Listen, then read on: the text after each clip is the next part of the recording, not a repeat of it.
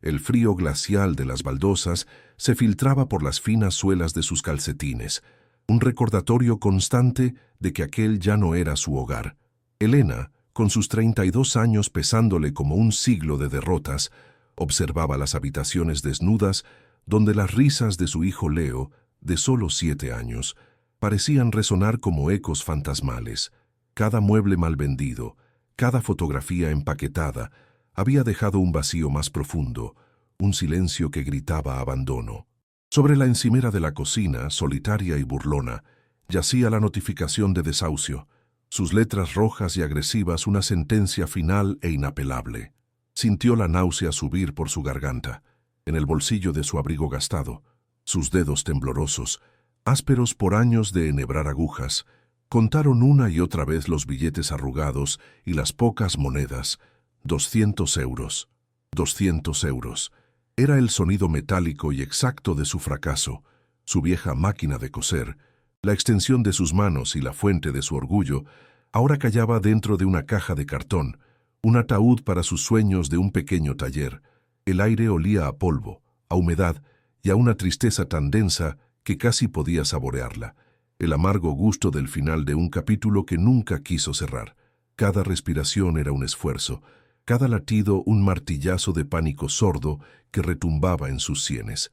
En la esquina más oscura de la sala, acurrucado sobre una maleta de plástico barato, estaba Leo. Su pequeño cuerpo temblaba con sollozos silenciosos que partían el alma de Elena en 1000 pedazos. Cada espasmo un cuchillo que se hundía en su pecho. La culpa la devoraba viva, una bestia con garras afiladas arañando su interior. ¿Cómo le explicaba a un niño que su cama, sus juguetes, su mundo entero, simplemente habían desaparecido? En su pequeña mano, apretaba con fuerza los restos de su tesoro más preciado, un pequeño soldadito de madera. Ahora estaba roto, le faltaba una pierna y la pintura de su uniforme azul estaba desconchada, una metáfora cruel y perfecta de sus propias vidas fracturadas. Elena se arrodilló, el suelo implacablemente frío contra sus rodillas, y tomó la diminuta figura de madera. Las astillas se clavaron suavemente en la yema de sus dedos. Sintió las lágrimas calientes y traicioneras empezar a correr por sus propias mejillas, pero se las tragó con un nudo en la garganta, forzando una calma que no sentía en absoluto. No podía permitirse derrumbarse, no frente a él. «Lo arreglaremos, mi amor», susurró, su voz un hilo tembloroso en el silencio opresivo del apartamento vacío. Pero la mentira pesaba en su lengua, tan amarga como la bilis, sabiendo que no tenía ni las herramientas ni el espíritu para reparar nada. La soledad era una presencia física en la habitación, una sombra helada que se aferraba a sus hombros con dedos huesudos. Pensó en su exmarido, un nombre que ya solo era un eco lejano de promesas rotas y mensajes sin respuesta.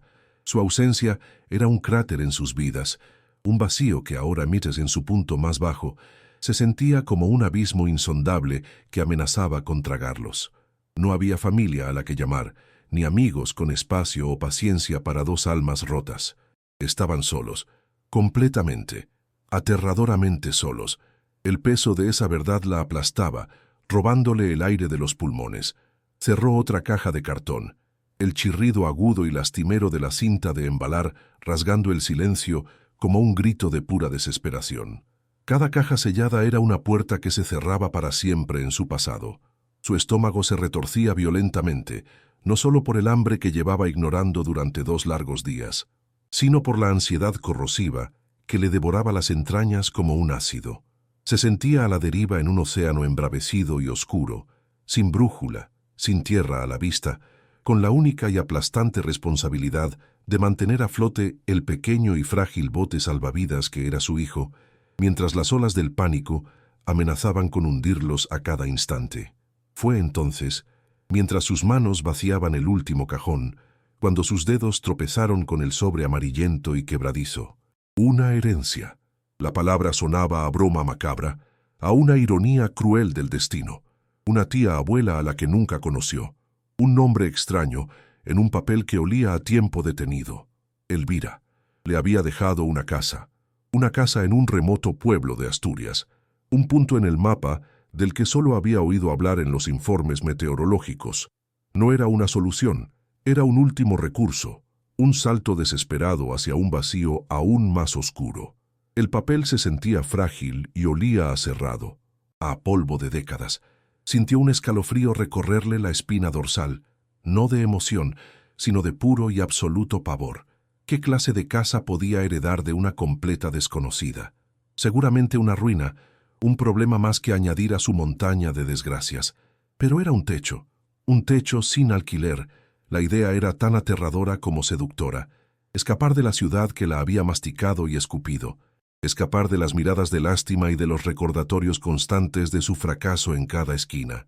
Miró a Leo, dormido con la mejilla pegada a la fría superficie de la maleta, y supo que no tenía elección.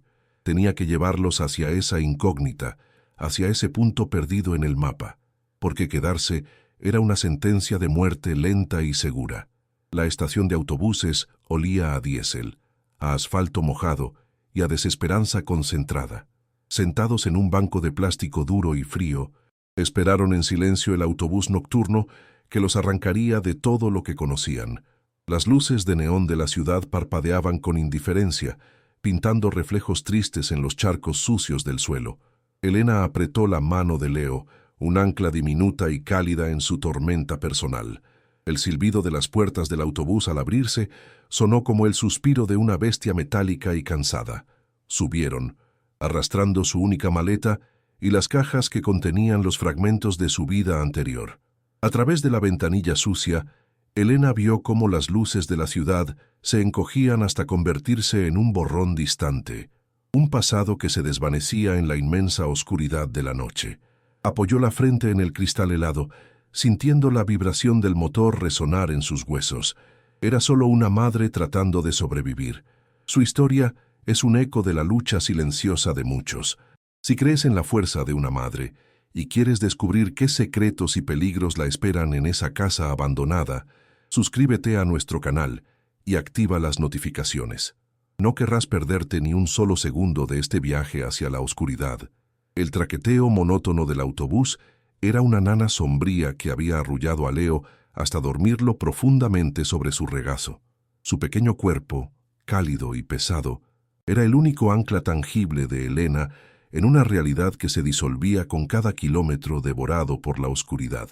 Afuera, la noche infinita y sin estrellas se tragaba la carretera.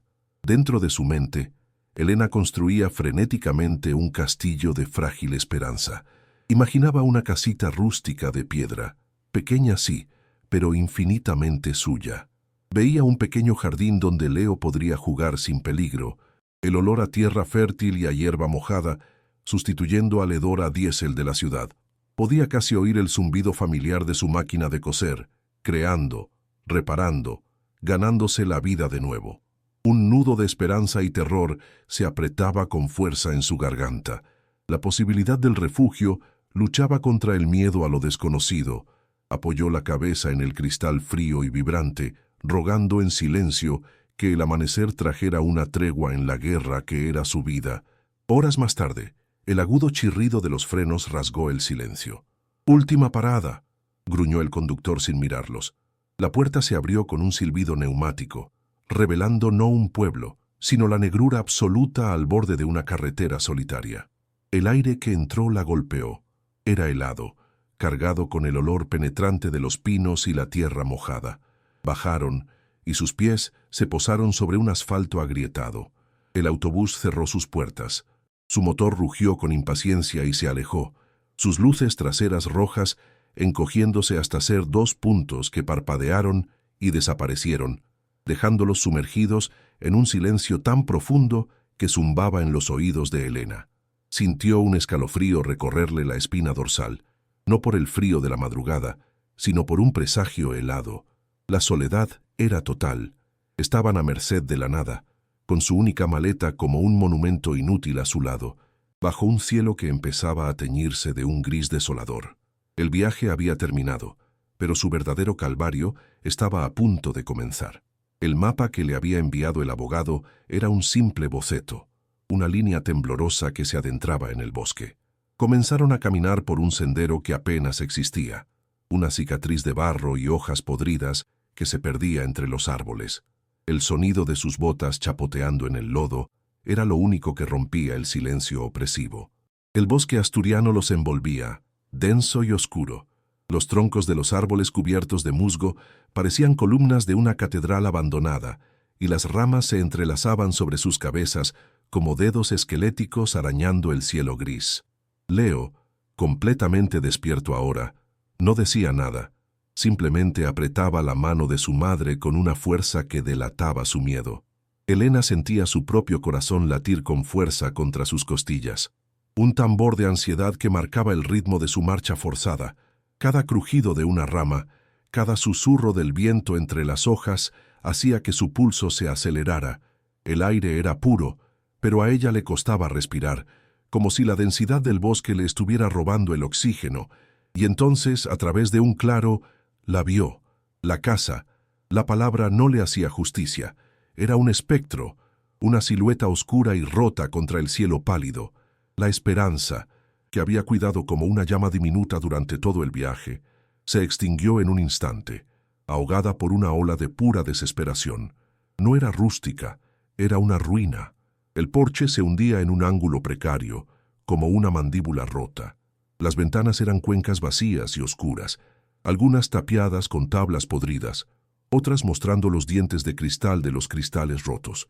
La pintura, alguna vez blanca, se desprendía en largas tiras leprosas, revelando la madera gris y enferma que había debajo. El estómago se le encogió en un nudo helado. Se detuvo en seco, incapaz de dar un paso más, la maleta cayendo de su mano con un golpe sordo en el barro. Leo se escondió detrás de sus piernas, temblando. Había arrastrado a su hijo a través del país hacia esto, hacia una tumba. La magnitud de su error la golpeó con la fuerza de un golpe físico, dejándola sin aliento. Se obligó a avanzar. Cada paso una batalla contra el impulso de dar media vuelta y huir. El sonido del viento, silbando a través de un cristal roto, era un lamento agudo y constante. Una contraventana suelta golpeaba rítmicamente contra la pared en un compás lento y burlón, como un aplauso sarcástico a su llegada. El olor a podredumbre se intensificó, una mezcla nauseabunda de madera mojada, moho y algo más, algo vagamente animal y muerto. Levantó la vista hacia el tejado y sintió que las últimas fuerzas la abandonaban. Era un mosaico de desastre, con tejas de pizarra rotas o ausentes, reemplazadas por agujeros negros que prometían un diluvio en el interior con la más mínima lluvia. Un trozo de lona alquitranada, seguramente un intento de reparación de hacía décadas, colgaba hecho jirones, ondeando patéticamente con la brisa. Sintió las lágrimas picar en sus ojos, calientes y amargas. No eran lágrimas de tristeza, sino de rabia impotente. Rabia contra la tía abuela muerta, contra su exmarido, contra el mundo, pero sobre todo, rabia contra sí misma. La llave, una pieza de hierro oxidado que parecía un artefacto medieval, se resistió en la cerradura. Elena tuvo que usar todo el peso de su cuerpo, sus nudillos raspándose contra la madera astillada, hasta que con un chasquido metálico el cerrojo cedió. Empujó. La puerta se abrió con un gemido prolongado y agónico de madera hinchada y bisagras corroídas. Una ráfaga de aire viciado y helado salió de la oscuridad, golpeándolos en la cara. El olor era insoportable, una agresión a los sentidos. Era el hedor concentrado de décadas de abandono. Un aroma denso a moho negro, a polvo antiguo, a la descomposición lenta de la madera y el yeso, y a la presencia inconfundible de ratas. La náusea subió a su garganta, agria y sofocante. Leo tosió enterrando su cara en la pierna de su madre. Elena se quedó paralizada en el umbral, mirando hacia la penumbra del interior. No era una casa, era una cripta. Había cometido el error más terrible de su vida, y ahora estaban atrapados en él, respirando su aliento fétido. La luz grisácea que se filtraba por las ventanas sucias apenas lograba perforar la oscuridad del interior, revelando un escenario de devastación silenciosa. El aire era tan denso y pesado que parecía poder cortarse con un cuchillo, y motas de polvo del tamaño de insectos bailaban perezosamente en los escasos rayos de luz. El suelo de la estancia principal estaba cubierto por una alfombra de escombros, trozos de yeso desprendidos del techo, periódicos amarillentos y quebradizos como hojas de otoño, y la suciedad acumulada de años. Unos pocos muebles, fantasmas cubiertos con sábanas blancas que el tiempo había manchado de gris, permanecían en la habitación como espectadores silenciosos de la decadencia. El silencio era lo peor. No era la ausencia de ruido, era una presencia física, pesada y opresiva, que parecía absorber cualquier sonido, incluso el de sus propios latidos aterrorizados. Un peso aplastante se instaló en su pecho, robándole el aliento. Esto no era un nuevo comienzo, era el final. Con un pavor creciente, se aventuró hacia lo que debía ser la cocina. La visión que la recibió fue la de una desolación absoluta. El fregadero de loza estaba manchado con feas flores de óxido marrón y verdín. Un grifo de latón goteaba con una lentitud agonizante, cada gota produciendo un eco metálico que era un pequeño martillazo contra sus nervios ya deshilachados. Toc, toc, toc. El sonido de la casa muriendo.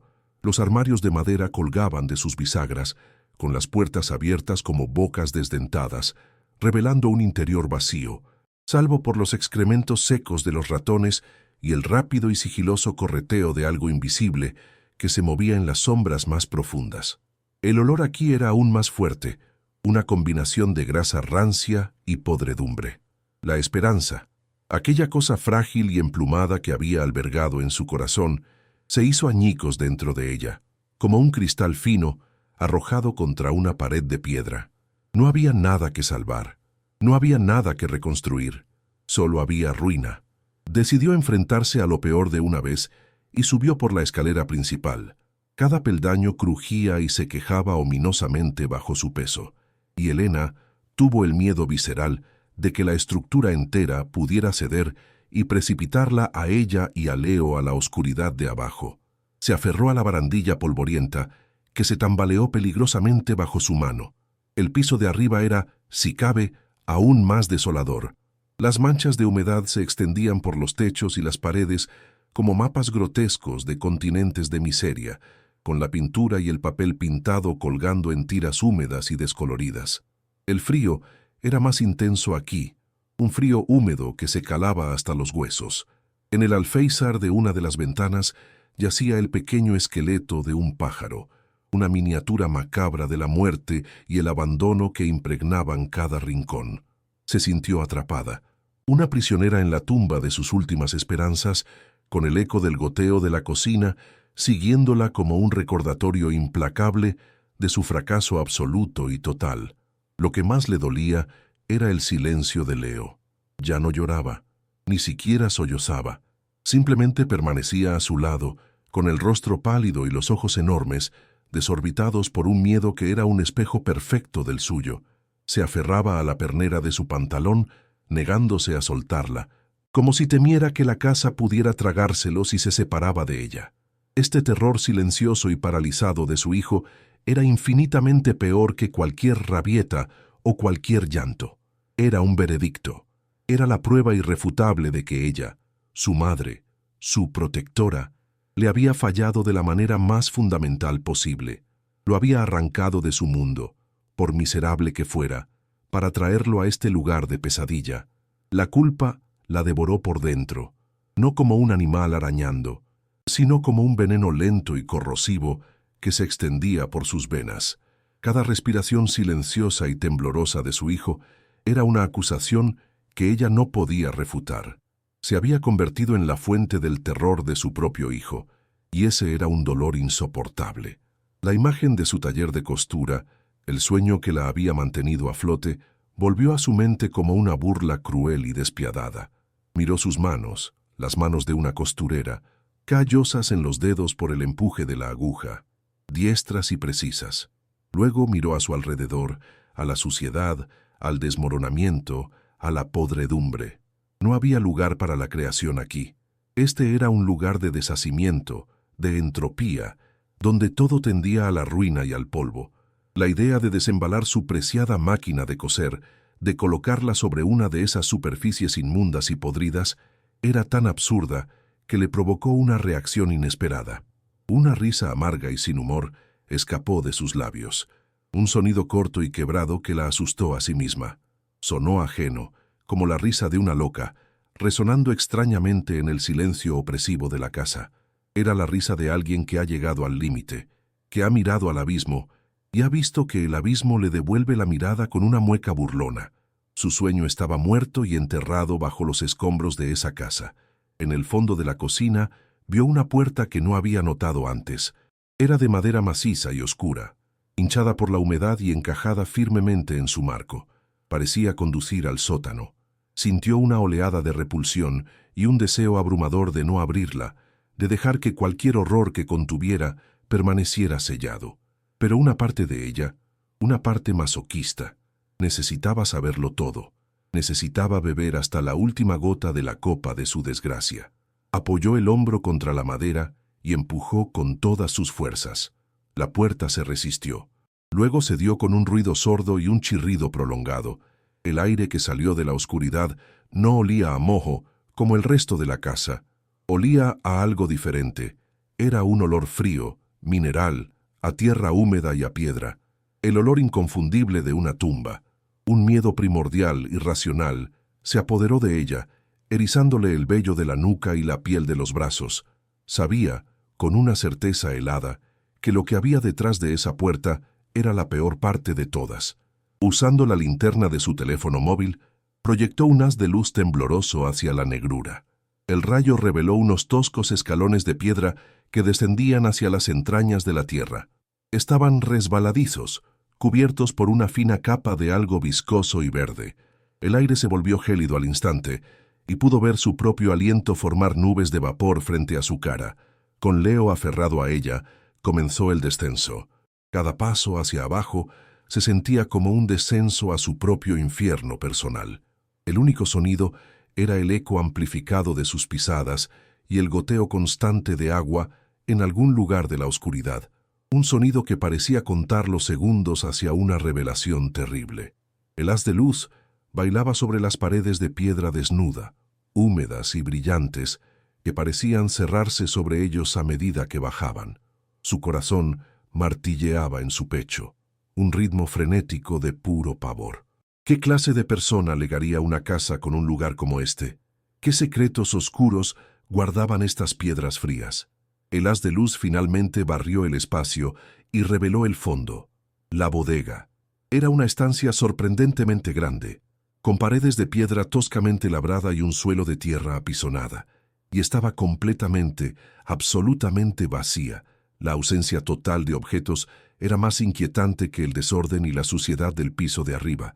Era un vacío puro, un hueco en el corazón de la casa. El silencio aquí era diferente, más profundo, como si las piedras absorbieran todo el sonido, dejando solo el eco de su propia respiración asustada y el latido de su sangre en sus oídos.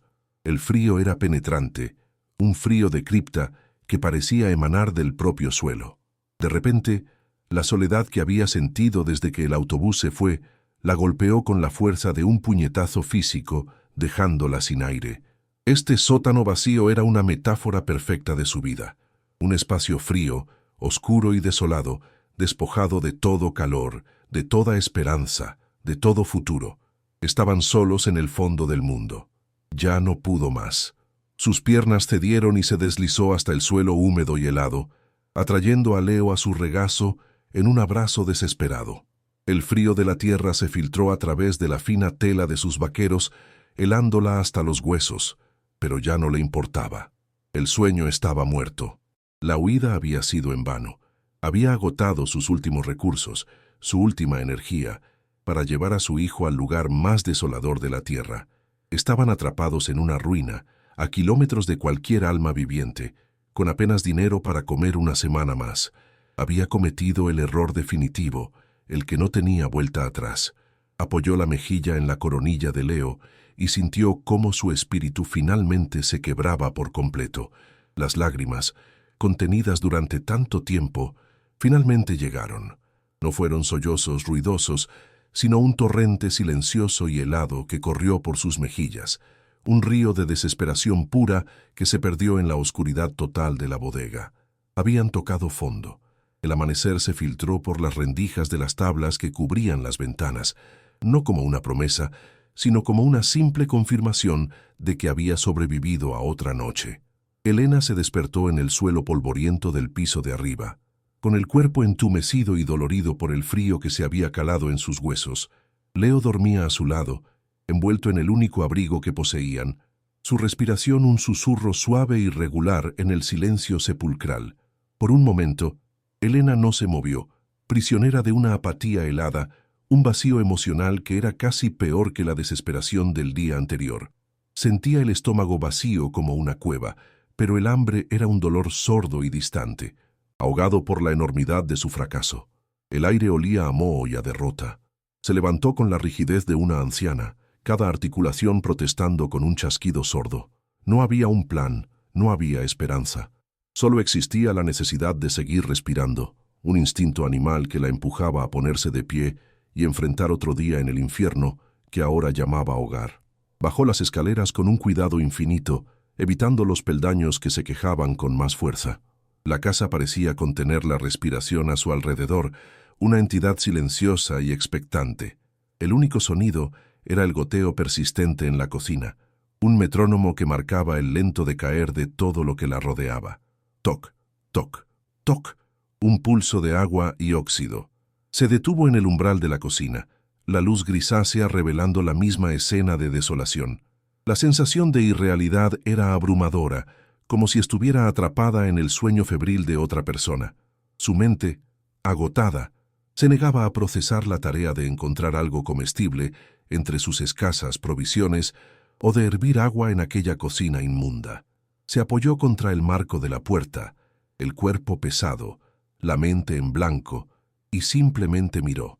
Miró el fregadero manchado, la grasa rancia, el polvo acumulado, y entonces sus ojos se posaron en la mesa del centro.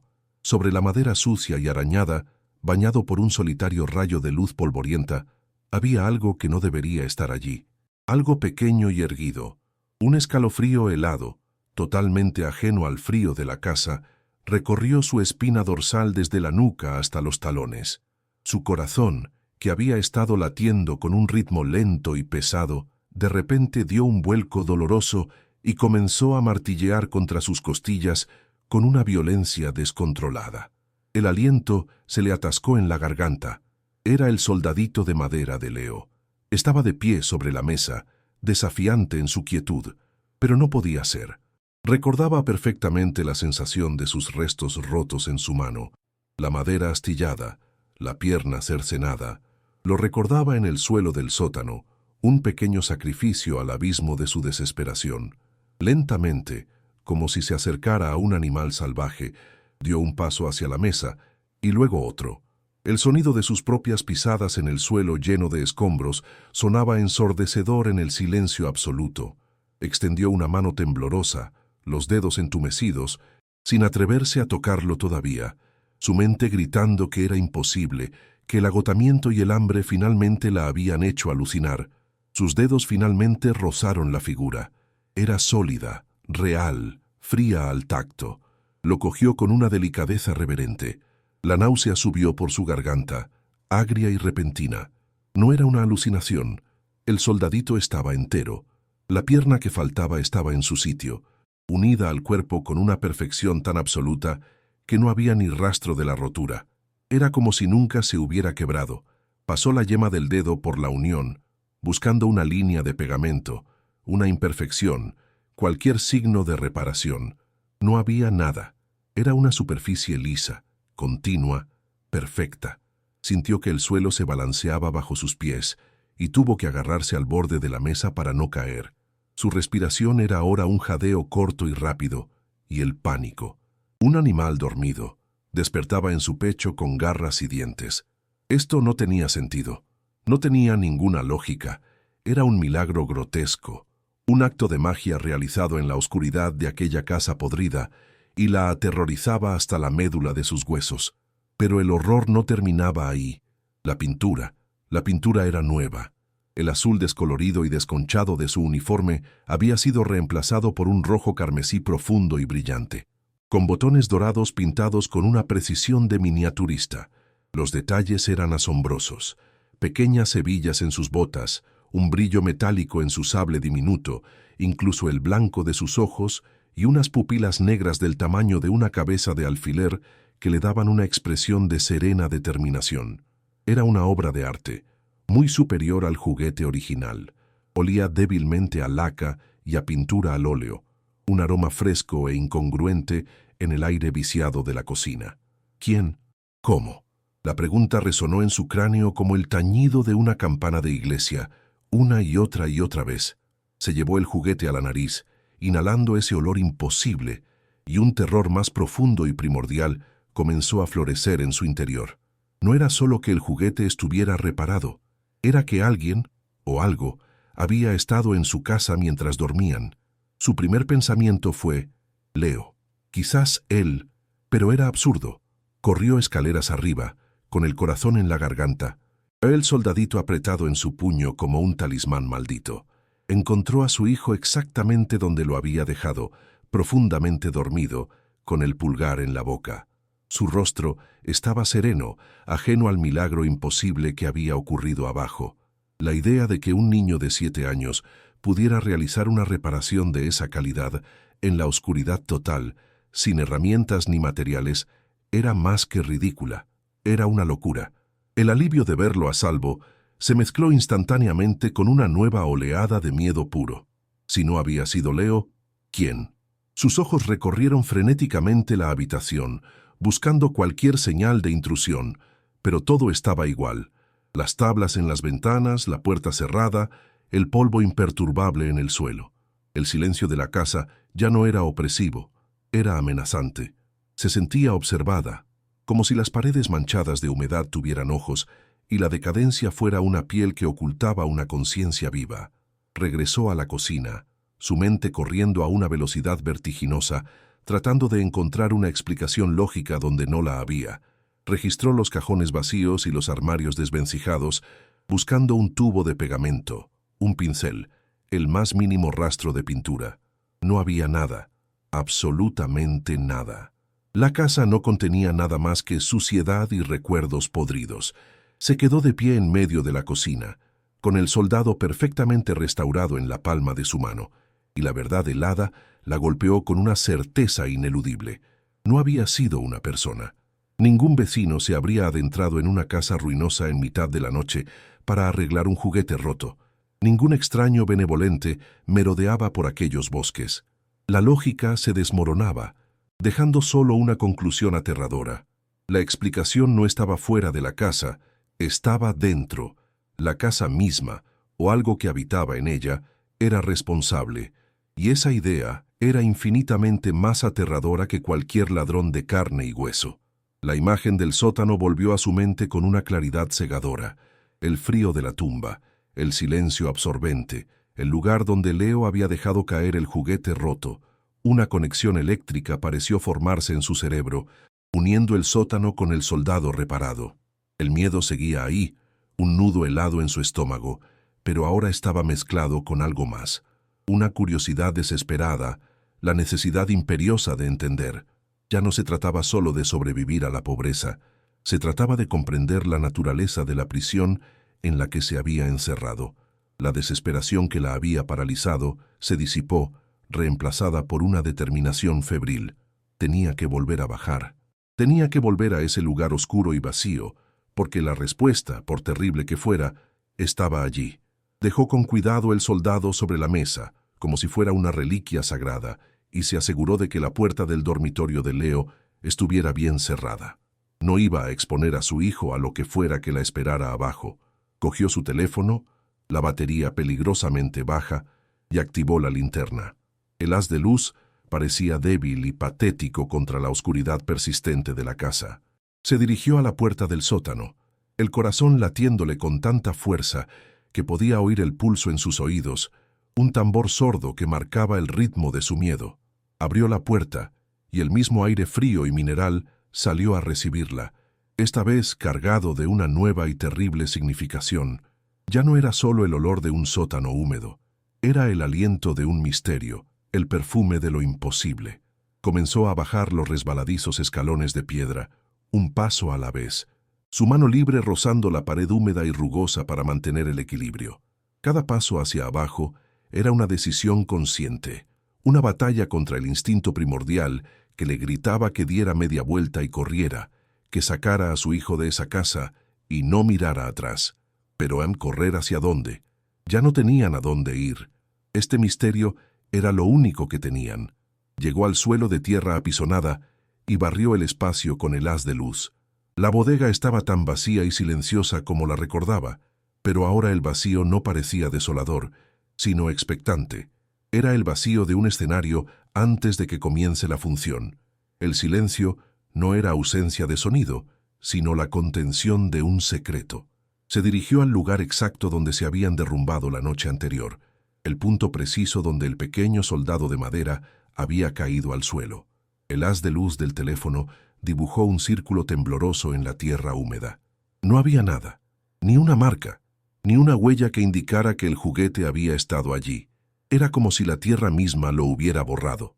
Se arrodilló, sintiendo el frío penetrante filtrarse instantáneamente a través de sus vaqueros, y pasó los dedos por la tierra, tamizándola, buscando, no sabía qué. El suelo era solo tierra, fría e indiferente, un callejón sin salida. La frustración y el miedo lucharon en su interior, y sintió las lágrimas picar de nuevo en sus ojos. Entonces levantó la vista, la pared de piedra desnuda junto a la que se habían sentado. El soldado había caído justo al pie de esa pared. Si la respuesta no estaba en el suelo, tenía que estar ahí. Se puso de pie y se acercó, proyectando el haz de luz directamente sobre las piedras. Eran grandes y toscas, unidas por un mortero oscuro y antiguo que se desmoronaba en algunos lugares. Empezó a pasar las manos por la superficie, un gesto casi ciego. Las piedras estaban heladas y cubiertas por una fina capa de humedad resbaladiza, como la piel de un anfibio. La sensación era desagradable, pero la ignoró, concentrándose en la tarea. Movió la luz lentamente, examinando cada unión, cada grieta, cada imperfección en la mampostería. Sus dedos, las yemas sensibles por años de trabajo con la aguja, se convirtieron en sus ojos, buscando cualquier cosa fuera de lo normal, cualquier textura, cualquier línea que no encajara con el resto. El único sonido era su propia respiración entrecortada, resonando en el silencio de la cripta. Sus dedos recorrieron metro tras metro de piedra fría e implacable. La esperanza comenzó a desvanecerse, reemplazada por la sensación de que estaba perdiendo la cabeza, persiguiendo fantasmas en un sótano oscuro. Estaba a punto de rendirse cuando sus uñas rozaron algo diferente. Una línea de unión que parecía demasiado perfecta, demasiado fina. Siguió el contorno con la yema del dedo. Era un rectángulo casi perfecto. Una sola piedra proyectó la luz directamente sobre ella. A primera vista, parecía idéntica a las demás, cubierta del mismo velo de humedad y tiempo. Pero la línea de mortero a su alrededor era más delgada, casi invisible. Con el corazón en un puño, apoyó ambas palmas contra la piedra y empujó. Al principio, no pasó nada. La piedra permaneció sólida, inamovible. Elena sintió una punzada de decepción. Quizás solo era su imaginación desesperada, pero entonces empujó de nuevo, esta vez con todo el peso de su cuerpo, y sintió un movimiento casi imperceptible, un ligero ceder, un minúsculo crujido. Un torrente de adrenalina la recorrió, borrando el frío y el agotamiento. Se movía. No era su imaginación. Hundió las yemas de sus dedos en la fina grieta de la parte superior, tratando de encontrar un punto de apoyo. El mortero se desmenuzó bajo sus uñas, arañando su piel, pero no sintió dolor. Tiró. La piedra se resistió, atascada por décadas de inercia y humedad. Gimió de esfuerzo, sus músculos tensándose, la cara perlada de un sudor frío a pesar de la temperatura glacial del sótano. Volvió a tirar, esta vez balanceándose hacia atrás con todo su peso. Se oyó un ruido sordo y raspante, el sonido de piedra contra piedra, un sonido que no se había oído en esa habitación durante incontables años. La piedra cedió otro centímetro, podía ver la oscuridad detrás de ella. Con un último tirón desesperado, la piedra se soltó de repente. Era más pesada de lo que esperaba, y tropezó hacia atrás, cayendo sentada en el suelo de tierra mientras la piedra caía a su lado con un golpe sordo y pesado que resonó en el silencio. Se quedó sin aliento, mirando el agujero negro que había aparecido en la pared. Era una cavidad rectangular, perfectamente tallada, una boca oscura que exhalaba un soplo de aire completamente diferente. Este aire no era húmedo y mineral como el del sótano. Era seco, polvoriento, y olía a cosas viejas y olvidadas. Olía a papel quebradizo, a cuero reseco y a la fragancia tenue y dulzona de la madera de cedro. Era el olor de una cápsula del tiempo, el aliento de un pasado sellado herméticamente. Con la mano temblando tan violentamente que apenas podía sostener el teléfono, dirigió el haz de luz hacia el interior del nicho. La luz se posó sobre un objeto envuelto en lo que parecía ser una tela de lino amarillenta. Estaba colocado con cuidado en el centro de la cavidad, como un tesoro esperando a ser descubierto. Su pulso era un trueno en sus oídos. Había encontrado algo que alguien se había tomado muchas molestias en ocultar, y sabía, con una certeza absoluta, que estaba conectado al misterio del soldado. Con una mezcla de pavor y una excitación casi febril, se arrastró de rodillas hasta el agujero. Alargó la mano hacia la oscuridad, sus dedos rozando la tela áspera y seca. La cogió y tiró suavemente. El paquete no era pesado. Lo sacó a la luz temblorosa de su teléfono y lo colocó en su regazo. Por un momento, solo lo miró, su corazón latiendo con fuerza. Desenvolverlo se sentía como una profanación, como si estuviera violando un secreto sagrado. Pero la curiosidad era una fuerza demasiado poderosa. Con dedos torpes por el frío y el temblor, desdobló con cuidado las esquinas de la tela de lino. Lo primero que vio fue el lomo de un pequeño libro. Estaba encuadernado en cuero oscuro, casi negro, y el material estaba agrietado y reseco por el paso del tiempo. No había título en el lomo, pero en la cubierta frontal había unas letras doradas grabadas, en un alfabeto gótico que reconoció vagamente como alemán. Era un diario, un testigo silencioso de una vida olvidada. Junto al diario, envueltos en otro trozo de tela, había varios objetos pequeños. Los desenvolvió y el aliento se le escapó en un silbido. Eran juguetes, pero no juguetes cualquiera. Eran mecanismos de relojería de una belleza y complejidad asombrosas.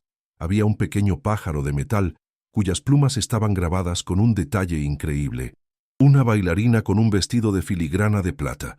Un pequeño oso que parecía tocar un tambor diminuto. Eran obras maestras de la micromecánica, evidentemente creadas por una mano experta y apasionada. Inmediatamente, la imagen del soldado reparado volvió a su mente. La misma precisión, el mismo nivel de arte imposible. La conexión era innegable. Quienquiera que hubiera escondido estas cosas era el juguetero, un maestro juguetero. Sintió un escalofrío de asombro y terror. ¿Por qué un artista de este calibre escondería sus creaciones en la pared de un sótano en una casa abandonada en medio de la nada? La pregunta abrió un abismo de nuevas posibilidades. Cogió el diario de nuevo. Su peso se sentía denso y significativo en su mano. Lo abrió con cuidado, temerosa de que las páginas se deshicieran. Estaban cubiertas de una caligrafía apretada y elegante, la tinta de un color sepia desvaído por el tiempo. Cada página estaba llena, de margen a margen. Pasó las hojas lentamente. El susurro del papel viejo era el único sonido en el sótano. No entendía ni una palabra del texto en alemán, pero la sensación de estar tocando la historia, la vida de alguien, era abrumadora. Sentía la presencia del escritor en esa bodega fría, un fantasma hecho de tinta y papel. ¿Qué historia contaban estas páginas? ¿La historia de un genio oculto? ¿La de un fugitivo? La desesperación que la había consumido durante días había sido completamente reemplazada por un misterio que la absorbía. Un rompecabezas que sentía la necesidad desesperada de resolver, como si su propia vida dependiera de ello. Mientras pasaba las últimas páginas del diario, sus dedos notaron un bulto en la contraportada interior. Había una especie de bolsillo oculto, cosido en el forro de cuero, con el corazón latiéndole con más fuerza.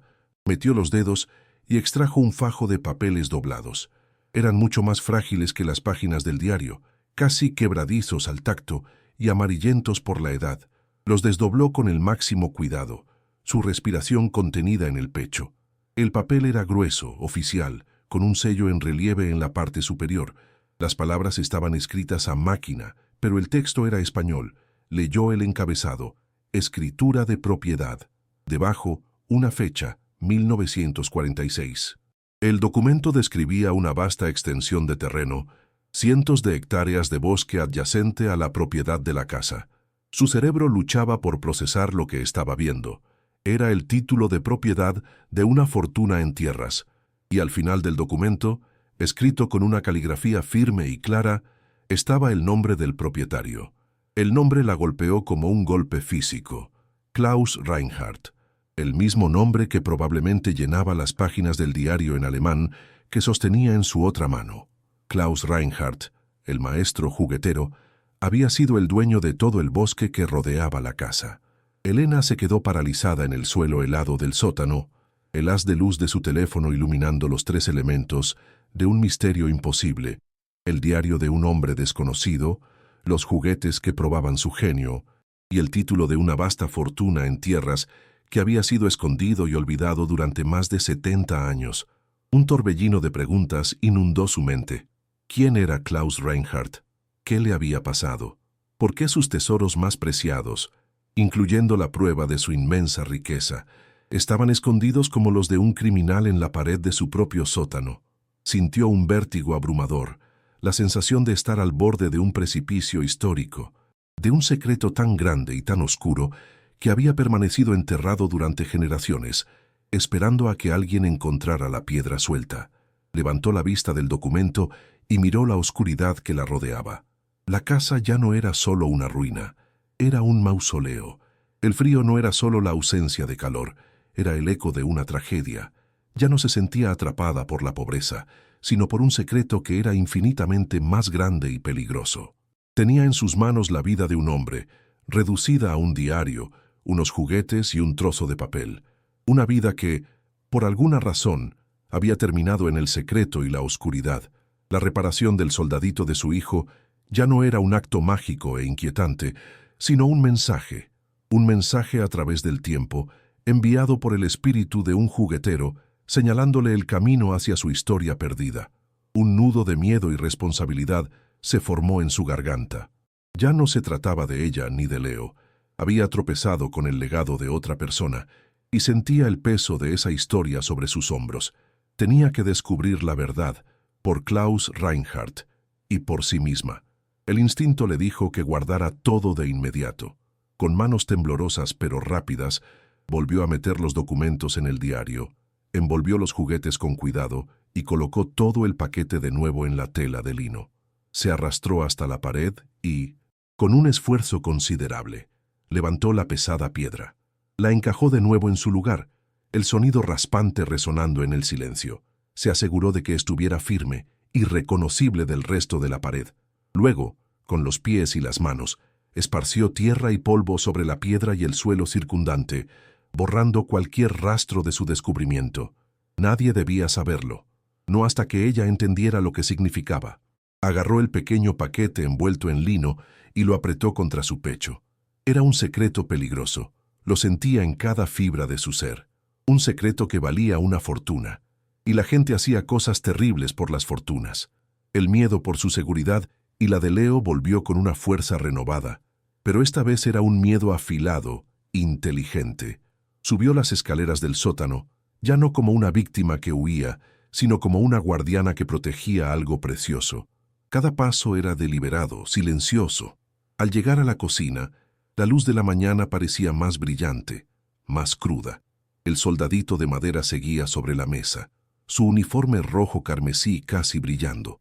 Ahora lo miraba de otra manera. No era una maldición, sino una llave, un regalo del fantasma en la máquina. Un fantasma llamado Klaus Reinhardt escondió el paquete de lino en el fondo de la caja que contenía su máquina de coser, enterrándolo bajo capas de tela y patrones de costura, el único lugar que sentía verdaderamente suyo. Sabía lo que tenía que hacer. Tenía que encontrar a alguien que pudiera traducir el diario. Tenía que descubrir la historia detrás de esas elegantes y apretadas letras alemanas.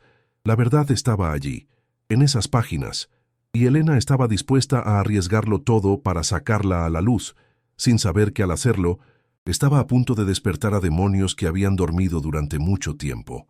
El hambre en su estómago seguía ahí, pero ahora era un recordatorio de que necesitaba estar fuerte, lúcida. Por primera vez en días, sintió una chispa de propósito. Buscó en su escasa despensa y encontró un paquete de arroz y unas latas de conservas. Preparó un desayuno sencillo pero caliente, el primer alimento adecuado que comían en días. Cuando Leo se despertó, encontró a su madre en la cocina, con una calma que no le había visto desde que dejaron la ciudad. Y sobre la mesa, junto a su plato, estaba su soldado, entero y brillante. Los ojos de Leo se abrieron de par en par, una mezcla de asombro y pura alegría infantil. Cogió el juguete, sus pequeños dedos recorriendo la pintura nueva, la pierna reparada. ¿Lo arreglaste, mamá?, preguntó, su voz llena de una fe incondicional que hizo que a Elena se le encogiera el corazón. Ella simplemente asintió, incapaz de explicar la verdad. Sí, mi amor, lo arreglé. En ese momento, en medio de la ruina y el misterio, esa pequeña mentira se sintió como la verdad más profunda de todas. Mientras Leo jugaba felizmente con su soldado resucitado, Elena observaba el bosque a través de los cristales rotos de la ventana.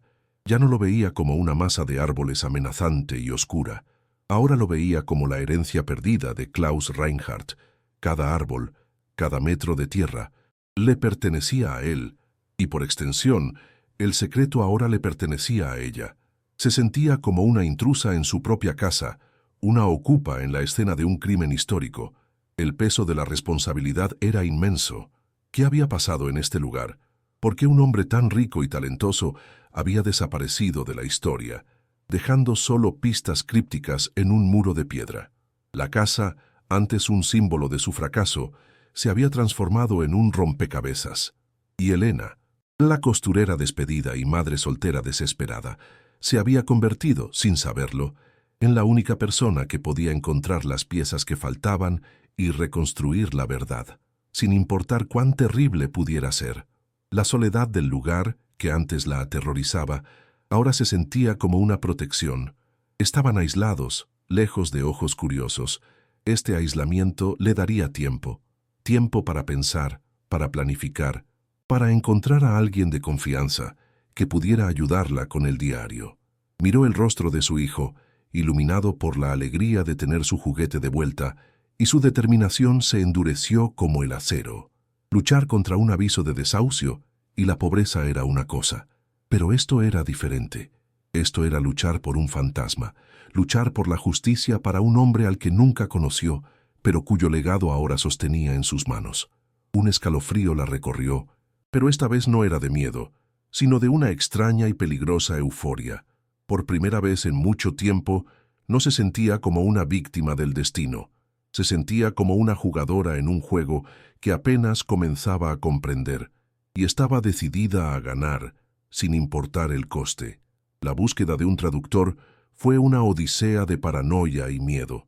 Cada vez que salía de la casa, sentía que los árboles la observaban, que el viento susurraba secretos que no debía escuchar. Con el poco dinero que le quedaba, tomó un autobús destartalado al pueblo más cercano, una colección de casas de piedra y tejados de pizarra apiñadas en un valle.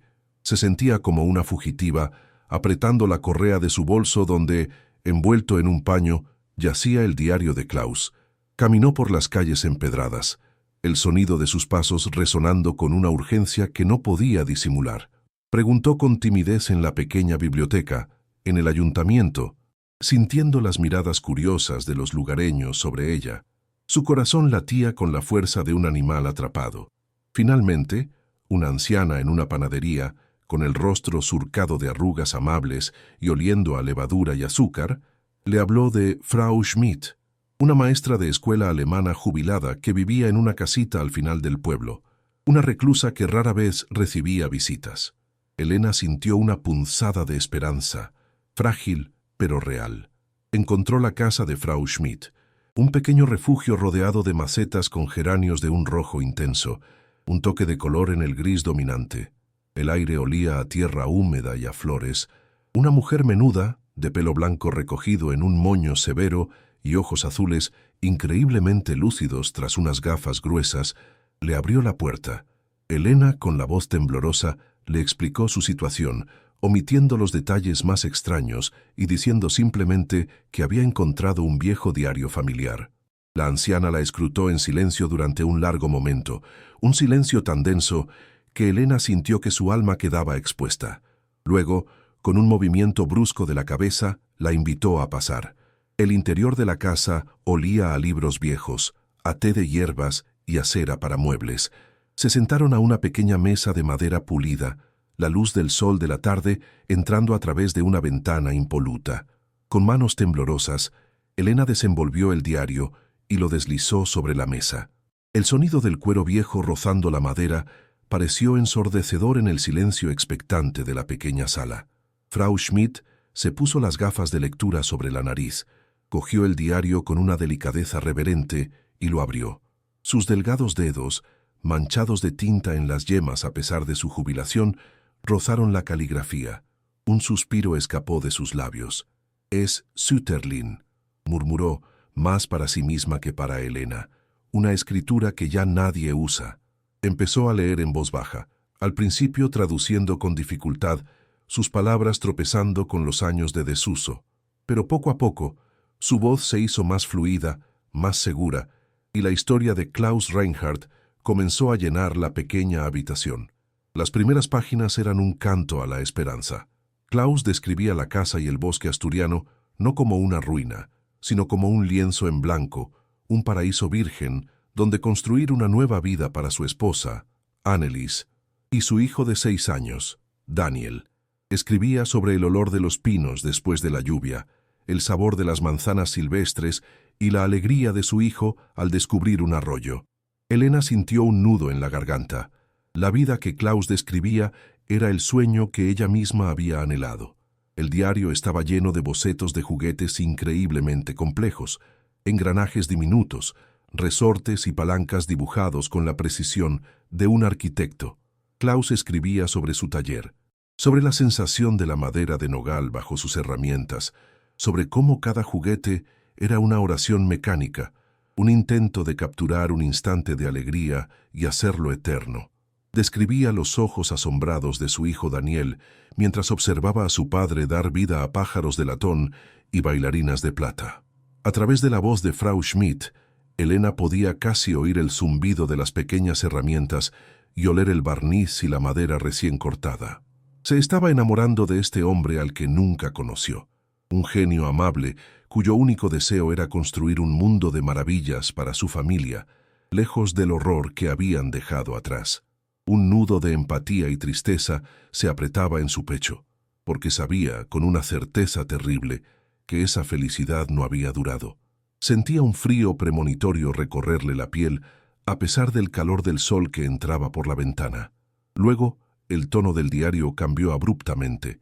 La escritura se volvió más apretada, más urgente. Klaus relató en entradas breves y febriles su huida de Berlín en 1942. Describió el sonido de los cristales rotos en la noche de los cristales rotos, el olor a quemado de las sinagogas, el miedo constante en los ojos de su esposa.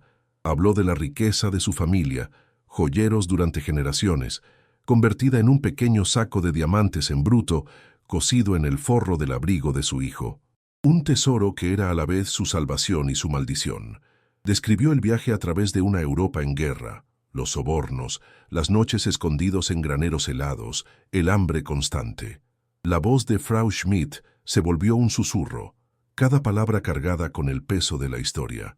Elena sintió que el aire se enrarecía en la habitación, como si los fantasmas de aquel tiempo oscuro estuvieran presentes, escuchando. La náusea volvió a subirle a la garganta. Esta vez no por hambre, sino por un horror que comenzaba a tomar forma. Al llegar a Asturias, Klaus escribió sobre un inmenso alivio. Describió la compra legal de las tierras, pagando un precio justo con una parte de su fortuna y guardando el resto para el futuro. Escribió sobre cómo el título de propiedad era su ancla, la prueba de que pertenecían a ese lugar. Y entonces apareció un nuevo nombre en las páginas del diario, Alejandro del Monte. Al principio, Klaus lo describía como un hombre carismático, un magnate maderero local que se había mostrado increíblemente amistoso, dándoles la bienvenida a la comunidad. Lo invitaba a cazar, le ofrecía ayuda para reparar la casa. Elena sintió un escalofrío. El nombre Del Monte le sonaba vagamente, como si lo hubiera oído susurrar en el pueblo. La descripción de Klaus sobre la amabilidad del hombre estaba teñida de una ligera desconfianza, una nota discordante en su sinfonía de esperanza. Escribió sobre los ojos de Del Monte, que parecían evaluar el bosque no por su belleza, sino por su valor en madera. La trampa se cerró lentamente. Klaus empezó a notar que los lugareños lo evitaban, que las sonrisas se convertían en miradas suspicaces. Del Monte comenzó a hacer preguntas sobre su pasado en Alemania, preguntas con un filo sutil. Luego, la acusación. Klaus describió cómo Del Monte, en una reunión en el pueblo, había sugerido que él, un alemán llegado en plena guerra, podría ser un espía nazi, que su riqueza repentina era sospechosa. La mentira se extendió como un veneno, alimentada por el miedo y la ignorancia de la época. Klaus escribió sobre su pánico, su desesperación al ver cómo su sueño se convertía en una pesadilla. Intentó mostrar los documentos de su familia, explicar su herencia judía, pero nadie le escuchó. Estaba solo, atrapado en la red de codicia de un solo hombre. Frau Schmidt hizo una pausa, sus nudillos blancos por la fuerza con que apretaba el borde de la mesa. Elena apenas respiraba, su cuerpo rígido, esperando el golpe final que sabía que iba a llegar. La última entrada estaba fechada el 12 de noviembre de 1946. La caligrafía era casi ilegible, arañazos de tinta desesperados sobre el papel. La voz de Frau Schmidt temblaba al traducir. Annelies tiene miedo.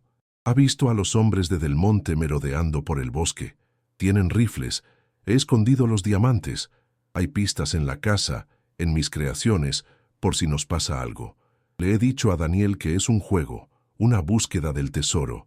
Oh, Dios, nos ha traicionado. Lo veo en sus ojos. Él quiere la tierra. Quiere todo. Vienen. Oigo el motor de su camión acercándose por el camino. Están en la puerta. Están rompiendo la La frase se interrumpía ahí.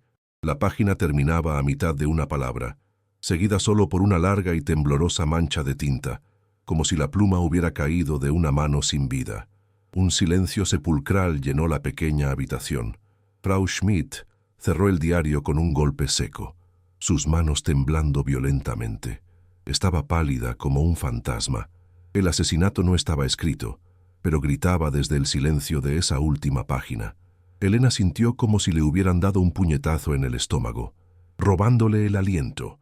El horror era una cosa física, un hielo que se extendía por sus venas, paralizándola.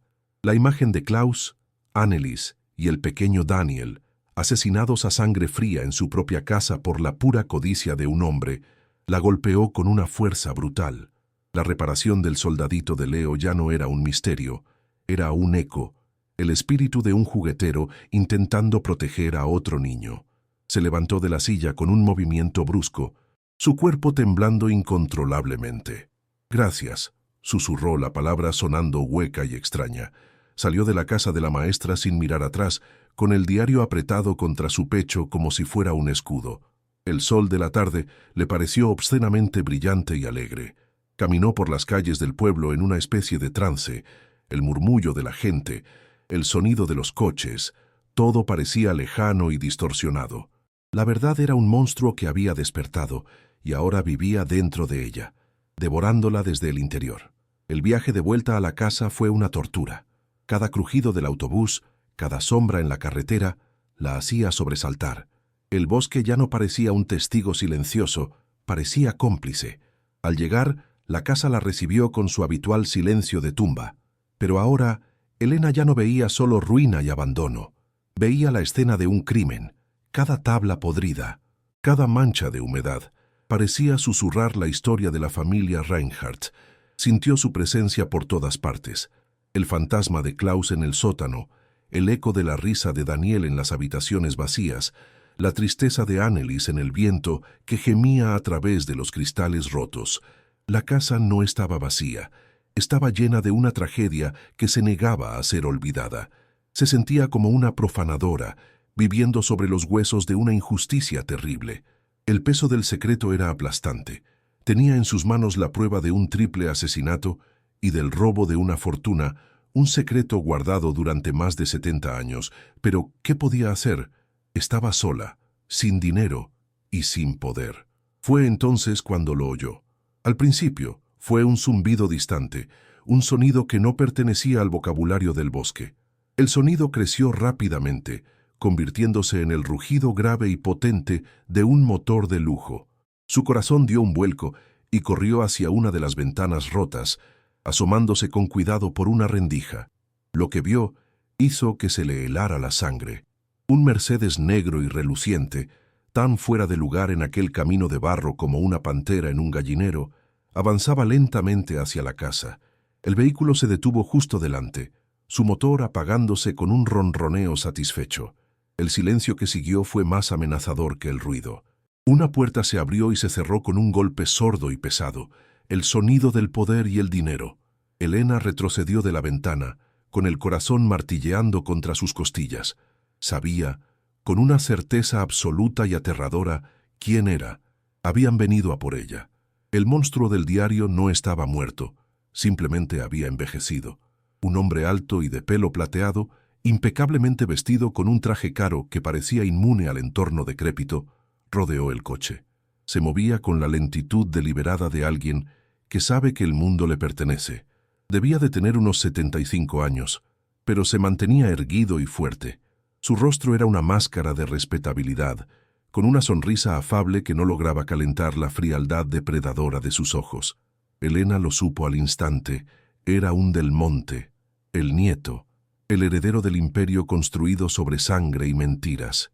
El hombre se acercó al porche hundido y golpeó la puerta con los nudillos, un sonido sorprendentemente fuerte y autoritario que resonó en toda la casa. «Hola, ¿hay alguien en casa? Soy Arturo Del Monte, su vecino, por así decirlo». Su voz era suave, culta, casi paternal, pero debajo de esa superficie pulida, Elena oyó el mismo acero frío y despiadado que debió de oír Klaus Reinhardt justo antes de morir. Se quedó paralizada, el pánico cerrándole la garganta. Reuniendo hasta la última gota de valor que le quedaba, abrió la puerta. El hombre, Arturo Del Monte, le sonrió, y el contraste entre su apariencia pulcra y el interior decrépito de la casa era grotesco. El aire se llenó con el aroma de su cara colonia, un olor caro que luchaba contra el hedor a mojo. «Señora Elena, ¿verdad? Me he enterado de que se ha mudado. He venido a darle la bienvenida y a hacerle una propuesta».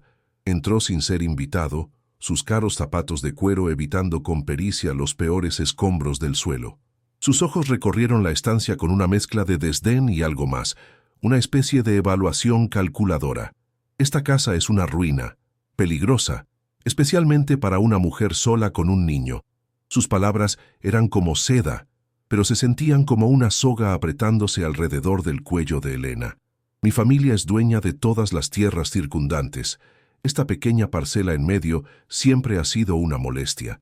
Le ofrezco 500 euros. Es más de lo que vale, créame. Piense en ello como un acto de caridad». Elena se quedó sin palabras. El insulto de la oferta la dejó momentáneamente en shock. 500 euros, por la casa y la tierra que legalmente valían una fortuna, la tierra por la que una familia había sido asesinada. Logró negar con la cabeza, un gesto apenas perceptible. «Tengo que pensarlo», susurró, su voz un hilo apenas audible. La sonrisa de Arturo Del Monte se desvaneció, y por un instante, Elena vio al verdadero hombre que había debajo, un depredador. Sus ojos se volvieron duros como el hielo. Se inclinó ligeramente hacia ella, su voz ahora un susurro amenazador. «Piénselo bien, sí, pero no tarde mucho. Una casa tan vieja como esta es propensa a los accidentes. Un incendio, un derrumbe. Sería una verdadera tragedia que le pasara algo a usted o a su hijo, solos aquí, tan lejos de todo. Los accidentes ocurren, Elena». Se enderezó, la sonrisa falsa de nuevo en su sitio, y se marchó. El sonido de su coche alejándose fue el eco de una sentencia de muerte. Elena se quedó temblando en el umbral, el olor de la colonia del hombre todavía flotando en el aire como un veneno. La amenaza velada resonaba en sus oídos, tan clara y brutal como si le hubiera puesto una pistola en la cabeza. Él lo sabía, o lo sospechaba. Sabía que ella era una amenaza, y había venido a extinguirla antes de que pudiera empezar a arder. Ahora estaba atrapada. Por un lado, el fantasma de Klaus Reinhardt y la verdad de un crimen terrible que clamaba justicia. Por otro, un hombre poderoso y despiadado que controlaba todo a su alrededor y que no dudaría en cumplir su amenaza para proteger el legado sangriento de su familia. El secreto que había desenterrado podía ser su única arma, pero también podía ser la razón de su muerte y la de su hijo. La casa ya no era un refugio ni una prisión, se había convertido en un campo de batalla. ¿Qué harías tú en su lugar? ¿Enterrarías el secreto para proteger a tu hijo, o arriesgarías todo lo que tienes, incluso tu vida, por la remota posibilidad de hacer justicia? El portazo final del Mercedes de Arturo del Monte resonó como una sentencia. Elena se quedó inmóvil, con la mano todavía en el pomo oxidado de la puerta, sintiendo cómo el eco de la amenaza se adhería a las paredes húmedas como una capa más de moho. Accidentes ocurren. La frase, dicha con una suavidad aterciopelada, se repetía en su mente como el goteo incesante de la cocina, un veneno lento que paralizaba su capacidad de pensar. El aire todavía estaba impregnado con el olor de su colonia cara, una fragancia de poder y riqueza que era una obscenidad en medio de la podredumbre. Sintió un temblor violento apoderarse de su cuerpo, un frío que no provenía de la casa, sino de las profundidades de su alma. Su corazón martilleaba contra sus costillas, un pájaro enjaulado batiendo sus alas con un pánico ciego. No era una sugerencia, era una promesa, y ella sabía, con una certeza que le helaba la médula de los huesos, que él la cumpliría sin dudarlo. El depredador había olido la sangre, y ahora la estaba acechando. Miró a su alrededor, a la ruina que la rodeaba, y por primera vez la vio con los ojos de Arturo. Era un ataúd perfecto, un laberinto de madera podrida, cables expuestos y estructuras inestables. Un incendio aquí no dejaría más que cenizas y preguntas que nadie se atrevería a hacer. La Guardia Civil local, el sargento del que hablaba el diario, emitiría un informe sobre un trágico accidente, un cortocircuito, una vela olvidada, una madre soltera y su hijo, borrados de la historia tan eficazmente como lo había sido la familia Reinhardt. La náusea subió por su garganta, agria y amarga. Se sentía atrapada, no solo en la casa, sino en el pueblo entero, una mosca en una telaraña tejida durante generaciones con hilos de miedo y poder. La soledad que antes la había oprimido, ahora se sentía como una sentencia de muerte.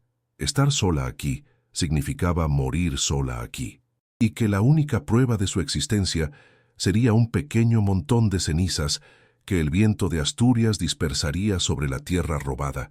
Su mente, en un frenesí de pánico, buscaba una salida, una cara amiga, una puerta que no estuviera controlada por los del monte. Cada rostro que había visto en el pueblo desfiló por su memoria. Miradas recelosas, silencios incómodos, sonrisas forzadas que no llegaban a los ojos. Nadie la ayudaría. Todos estaban comprados o aterrorizados. Y entonces, un recuerdo insignificante brilló en la oscuridad de su desesperación. La anciana de la panadería, su rostro arrugado como una manzana seca, sus ojos amables. El nombre que había susurrado cuando Elena preguntó por un traductor, no Frau Schmidt, sino otro nombre, mencionado como una curiosidad. Pascual, el cartero jubilado. Él es de los de antes, había dicho la anciana. No le debe nada a nadie. Era una pajita en un huracán. Una posibilidad tan remota que era casi una locura, pero era lo único que tenía. Era la única persona en todo aquel valle maldito que, según los rumores, había logrado mantenerse fuera de la órbita de los del monte. La decisión fue un espasmo, una reacción visceral a la amenaza de muerte inminente. No podía quedarse allí esperando a que el accidente ocurriera. Tenía que moverse, tenía que apostarlo todo a la existencia de un anciano al que no conocía. El terror se transformó en una energía febril, eléctrica. Corrió hacia su caja de costura, sus manos temblando tan violentamente que apenas podía apartar las telas. Allí estaba el paquete envuelto en lino. Lo agarró, sintiendo el peso del diario y las escrituras contra su palma. Era el legado de Klaus, su única arma y su condena. Lo metió en el único bolso que tenía, junto a los 200 euros que le quedaban, su fracaso ahora convertido en un fondo de huida. Cada segundo contaba. Podía sentir la mirada de Arturo del Monte sobre ella, incluso a kilómetros de distancia, como la de un halcón que ha marcado a su presa y solo espera el momento perfecto para caer en picado. Su instinto le gritaba que ese momento estaba peligrosamente cerca. Fue a la habitación donde dormía Leo, ajeno a todo. La visión de su pequeño cuerpo acurrucado bajo la manta raída fue una puñalada de amor y miedo tan intensa que le cortó la respiración. Su inocencia era un faro en su oscuridad, pero también su mayor vulnerabilidad. Arrodillándose a su lado, lo sacudió suavemente. Su propia voz, un susurro ronco y desconocido. «Leo, mi amor, despierta. Vamos a jugar a un juego de exploradores nocturnos». El niño parpadeó confundido, su rostro una adorable máscara de sueño. «¿Ahora, mamá?» Elena forzó una sonrisa que se sintió como una mueca grotesca en su cara. «Sí, ahora, es un secreto». La confianza incondicional en los ojos de su hijo fue lo que finalmente le dio la fuerza para ponerse de pie. Lo vistió rápidamente, sus dedos torpes y fríos luchando con los botones. Cada crujido de la casa, cada silbido del viento sonaba como pasos que se acercaban. Tenían que salir de allí. Ahora, salir de la casa fue como escapar de su propia tumba. La noche los recibió con un abrazo frío y húmedo, el aire denso con el olor a pino y a tierra mojada. No se atrevió a tomar el camino principal, la cicatriz de barro por la que había llegado el Mercedes. En su lugar, se adentró en el bosque, siguiendo un sendero apenas visible que la anciana de la panadería le había indicado que conducía a la casa de Pascual. El bosque, de noche, era un lugar completamente diferente. Las sombras se alargaban como dedos huesudos, y cada árbol parecía una figura encorvada observándolos. El sonido de sus propios pasos rompiendo las ramitas secas sonaba ensordecedor, una traición en el silencio opresivo.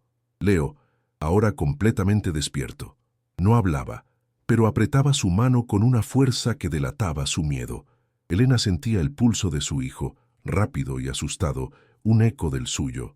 Avanzaba a ciegas, guiada solo por el instinto y una dirección aproximada, rezando para no encontrarse con algo peor que la oscuridad. El corazón le latía con la fuerza de un tambor de guerra, cada latido un recordatorio de que estaba huyendo para salvar su vida y la de su hijo.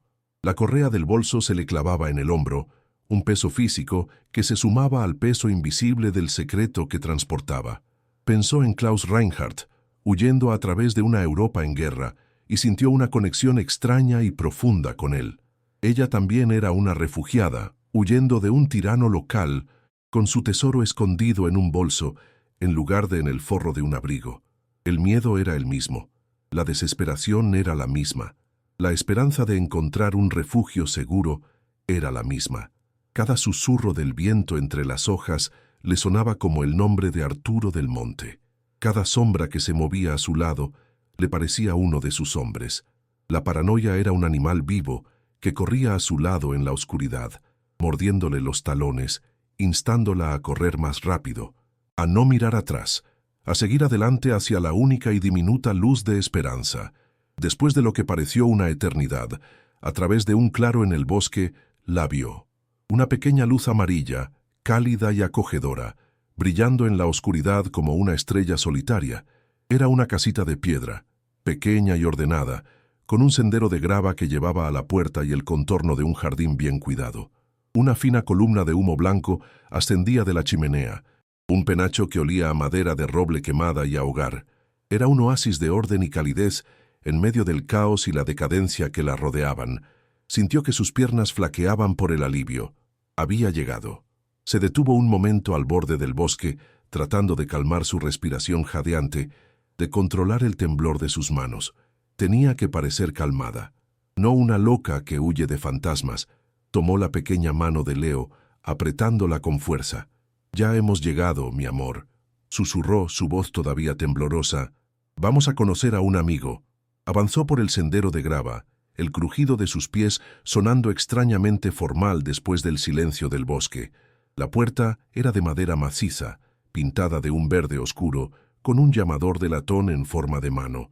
Dudó un instante, el corazón en la garganta. ¿Y si la anciana se había equivocado? ¿Y si Pascual también estaba en el bolsillo de Del Monte? Era un riesgo terrible, pero ya no tenía otra opción. Levantó la mano temblorosa y golpeó el llamador de latón. El sonido metálico y sordo pareció resonar en todo el valle silencioso. Esperó, conteniendo la respiración, escuchando el latido de su propia sangre en sus oídos. Oyó pasos lentos y arrastrados en el interior, y luego el sonido de un cerrojo al descorrerse. La puerta se abrió con un ligero chirrido, revelando la silueta de un hombre anciano recortada contra la cálida luz del interior. Se había jugado su última carta. Su futuro y el de Leo dependían de la reacción de aquel extraño. El hombre era bajo y encorvado por la edad, con una mata de pelo blanco como la nieve y unos ojos de un azul acuoso que, a pesar de las cataratas, parecían verlo todo. Su rostro era un pergamino de arrugas profundas, cada una contando una historia. Llevaba un grueso jersey de lana y sostenía una pipa apagada en una mano nudosa. ¿Sí?, preguntó, su voz grave pero no hostil. La nueva vecina, ¿no? Es tarde para visitas. Elena asintió incapaz de hablar. Él miró de su rostro pálido y asustado al pequeño cuerpo de Leo escondido detrás de sus piernas, y la dureza de su expresión se suavizó. Vio el miedo en sus ojos, un miedo que debía de haber visto muchas veces en aquel valle. Sin decir una palabra más, se hizo a un lado y le indicó con un gesto de la cabeza que entrara. «Pase. Hace frío fuera». El alivio fue tan inmenso que Elena casi se derrumba en el umbral. El primer paso hacia la seguridad, el primer indicio de que quizás, solo quizás, no todo estaba perdido. El interior de la casa de Pascual era el polo opuesto al suyo. Olía a tabaco de pipa, a libros viejos y a cera de abejas. El aire era cálido, calentado por una estufa de leña que crepitaba alegremente en una esquina. Las paredes estaban cubiertas de estanterías que se doblaban bajo el peso de cientos de libros, y en un rincón había varios sacos de correo de lona, reliquias de su antigua profesión. Era el hogar de un hombre que vivía rodeado de historias, tanto leídas como repartidas. Pascual cerró la puerta, y el sonido del cerrojo al correrse pareció sellar el mundo exterior, dejando el miedo y el frío fuera. «Siéntese», dijo, señalando un viejo sillón de orejas junto al fuego. «Y dígame qué demonio la persigue a estas horas de la noche con un niño pequeño». No había juicio en su voz, solo una curiosidad cansada, la de un hombre que ha visto demasiado para sorprenderse ya por nada. Elena se hundió en el sillón, el calor del fuego comenzando a descongelar el hielo de sus venas. Mientras Leo se acurrucaba a su lado, hipnotizado por las llamas danzantes, Elena sacó el paquete de su bolso. Con manos que todavía temblaban, desenvolvió el diario y las escrituras y los colocó sobre una pequeña mesa auxiliar. «No sé por dónde empezar», susurró, su voz quebrada por la emoción contenida. «Mi casa, la casa que heredé, tiene un secreto». Pascual se sentó frente a ella, tomó el diario con una delicadeza sorprendente para sus manos nudosas y lo examinó. «La casa de los Reinhardt», dijo en voz baja, sin mirarla. La sangre de Elena se heló. «¿Usted los conocía?» Pascual asintió lentamente, sus ojos azules fijos en el diario. «Yo era un niño. Les llevaba el correo. Klaus era un buen hombre. Siempre me daba caramelos de limón. Y su hijo, Daniel, teníamos la misma edad». El silencio se apoderó de la habitación, un silencio cargado de fantasmas. Elena se dio cuenta de que no había llegado a la casa de un extraño, sino a la del último guardián de la memoria. Con la voz entrecortada, Elena le contó todo. El soldado de madera reparado, la piedra suelta en el sótano, el descubrimiento del diario y las escrituras. Luego, con la ayuda de lo que recordaba de la traducción de Frau Schmidt, le resumió la historia de Klaus, su huida, su sueño, la traición de Alejandro del Monte y la última entrada desesperada. Mientras hablaba, el rostro de Pascual se endurecía, sus arrugas se profundizaban, convirtiéndose en surcos de una amargura antigua. No parecía sorprendido, sino profundamente triste, como alguien que escucha la confirmación de una sospecha que ha albergado durante toda su vida. Finalmente, Elena le relató la visita de Arturo del Monte esa misma tarde, la oferta insultante y la amenaza velada. Dijo que los accidentes ocurren, concluyó, su voz un hilo de pavor. Pascual dejó el diario sobre la mesa y la miró fijamente. Sus ojos acuosos ahora brillaban con una luz fría y dura. Ese hombre no es más que la sombra de su abuelo. Y el diablo siempre paga sus deudas con la misma moneda. Pascual se levantó y caminó hasta la ventana, mirando hacia la oscuridad en dirección a la casa de Elena. La gente de este valle tiene la memoria corta y temerosa, dijo, su voz resonando en la silenciosa habitación. Prefieren olvidar, pero yo no. Yo recuerdo la risa de Daniel Reinhardt. Recuerdo el olor a barniz que salía del taller de su padre. Se volvió hacia ella, y su rostro estaba grabado con el dolor de un recuerdo de 70 años. La historia oficial fue que Klaus era un espía y que huyó con su familia cuando se sintió descubierto. Una mentira tan grande como la codicia de Alejandro del Monte. Siempre supe que era una mentira, pero era un niño, y luego un hombre con miedo como todos los demás. Hizo una pausa, y el crepitar del fuego pareció aumentar de volumen, llenando una pausa cargada de tensión. Oh, pero mi padre no era un hombre con miedo, era un hombre prudente, y él vio algo aquella noche, algo que lo atormentó hasta el día de su muerte. Elena se inclinó hacia adelante, apenas respirando. El aire de la habitación parecía haberse vuelto denso, cargado de electricidad. Estaba al borde de la última pieza del rompecabezas. Podía sentirlo. Pascual regresó a su silla, se inclinó y bajó la voz a un susurro conspirador, como si temiera que las paredes tuvieran oídos, incluso después de tantos años. La noche en que los Reinhardt desaparecieron, mi padre volvía tarde del monte. Estaba cazando furtivamente, algo que hacía para poner más comida en la mesa. Tomó un atajo por el bosque, cerca de la propiedad de los Reinhardt. Sus ojos se encontraron con los de Elena, y ella vio en ellos el reflejo de un horror antiguo, transmitido de padre a hijo. Fue entonces cuando vio las luces, unas luces extrañas, de faroles, cerca del viejo pozo de la finca, el que está detrás de la casa, el que lleva sellado desde que tengo memoria. Un escalofrío recorrió la espalda de Elena. El pozo. Había visto la losa de hormigón agrietada cubierta de musgo, sin darle importancia. Mi padre se escondió entre los árboles, continuó Pascual, su voz ahora un murmullo apenas audible. Tenía miedo, pero la curiosidad era más fuerte, y los vio. Vio a dos de los hombres de confianza de Alejandro del Monte, los mismos matones que hacían su trabajo sucio por todo el valle. No estaba del Monte, él era demasiado listo para eso, pero eran sus perros. Pascual se detuvo, tragando saliva, como si las palabras le costaran un esfuerzo físico. Estaban sudando, a pesar del frío de la noche, y estaban luchando con algo muy pesado, un baúl, un cofre grande, de madera oscura y con herrajes de hierro. Lo arrastraron hasta el borde del pozo, y con un gran esfuerzo lo dejaron caer dentro. El sonido del golpe, allá abajo, fue sordo y definitivo, dijo mi padre, un sonido que nunca olvidó. Elena sentía que su corazón se había detenido. El baúl, los diamantes. Klaus había escrito que los había escondido. No estaban en la casa, estaban en el pozo. Pero eso no fue todo, susurró Pascual, y sus ojos se llenaron de lágrimas. Después de arrojar el cofre, los hombres empezaron a tirar piedras dentro. Un sonido terrible, de rocas golpeando la madera. Y luego trajeron sacos de cemento y arena. Mi padre los observó durante horas, a la luz de los faroles, mientras mezclaban el hormigón y sellaban la boca del pozo para siempre, como si estuvieran enterrando al diablo en persona. Hizo una pausa, el peso de sus siguientes palabras colgando en el aire.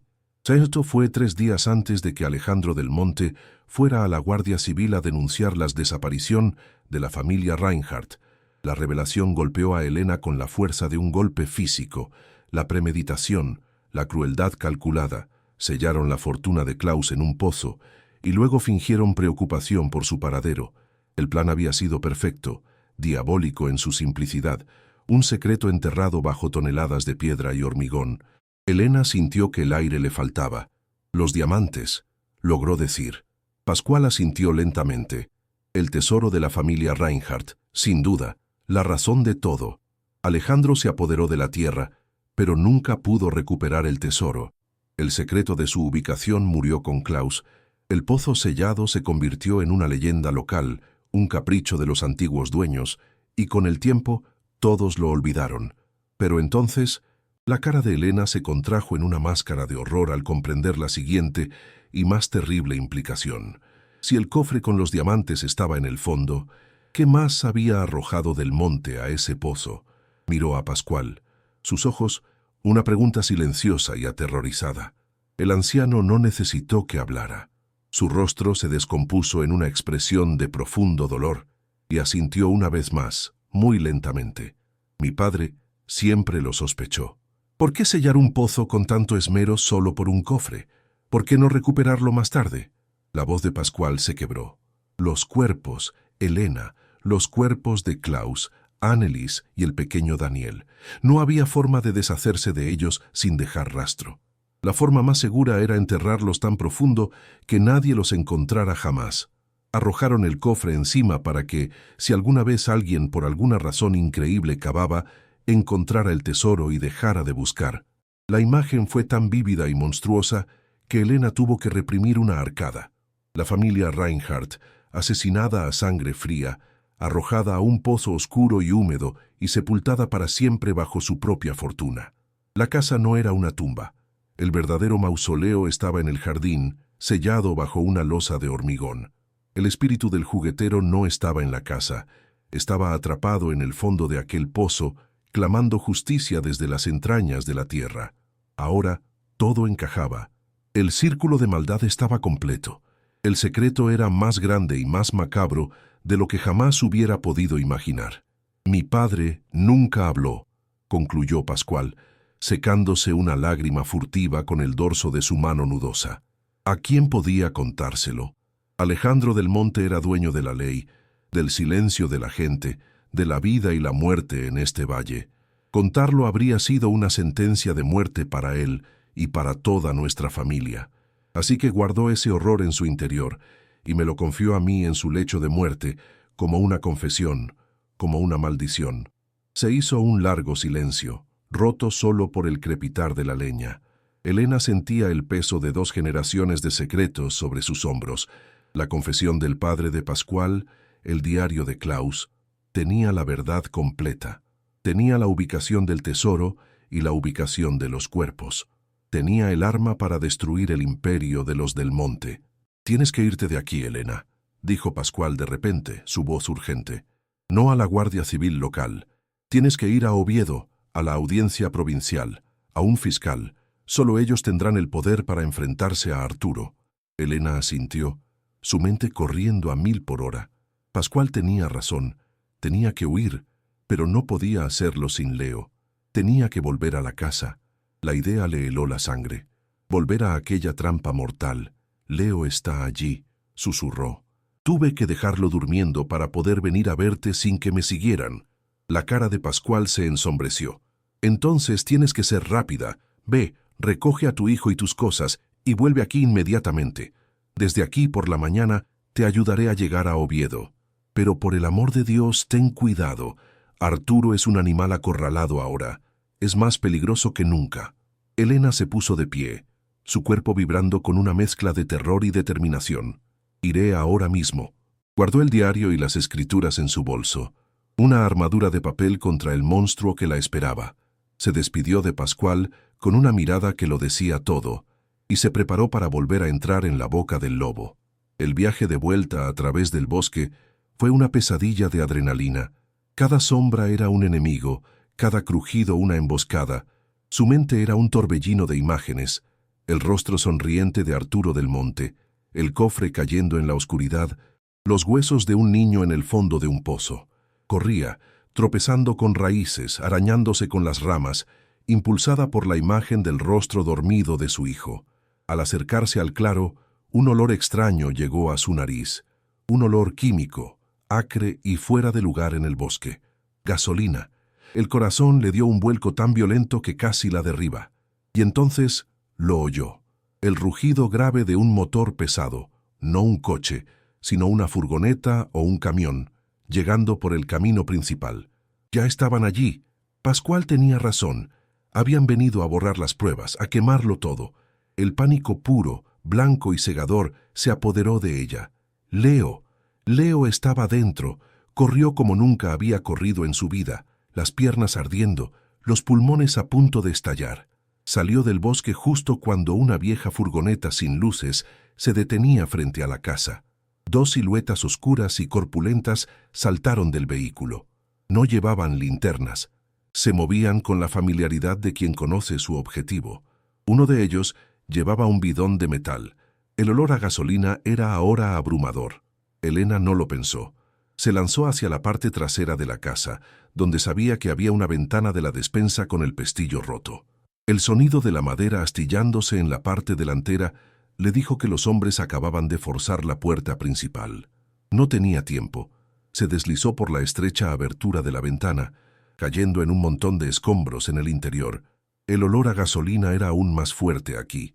Estaban rociando el salón. Se movió en la oscuridad, con un sigilo nacido de la desesperación más absoluta.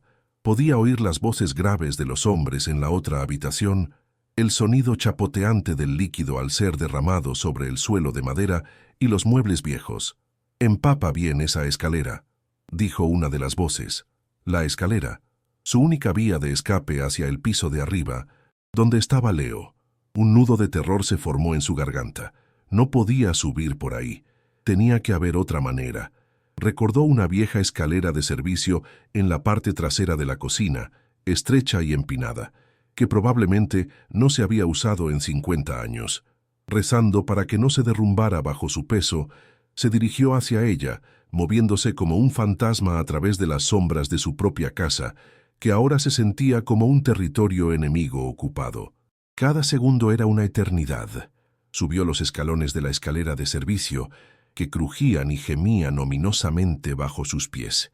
Cada sonido era una tortura, segura de que los hombres la oirían. El olor a gasolina subía desde abajo, impregnándolo todo, el perfume de su cremación inminente. Llegó al pasillo de arriba y corrió hacia la habitación de Leo. La puerta estaba cerrada. La abrió con un cuidado infinito, el chirrido de las bisagras sonando como un disparo en el silencio tenso. Leo seguía durmiendo, una pequeña isla de paz en un océano de caos y violencia. Por un instante, Elena solo pudo mirarlo. Su amor por él, una fuerza física que la anclaba y le daba un propósito.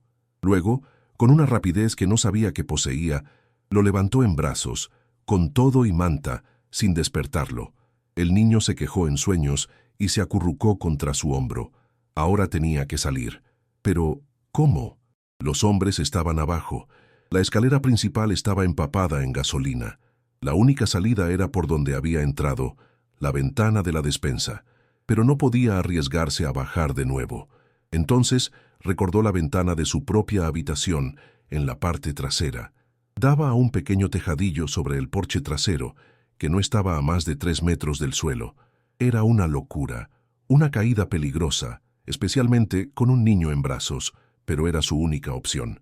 Oyó a los hombres abajo hablar de nuevo. «Ya está todo. Vámonos antes de encenderlo». El tiempo se había acabado. Corrió hacia su habitación, con Leo pesando en sus brazos. Abrió la ventana, que se quejó con un gemido agudo. El aire frío de la noche la golpeó en la cara. Miró hacia abajo. El suelo parecía estar a 1 milla de distancia.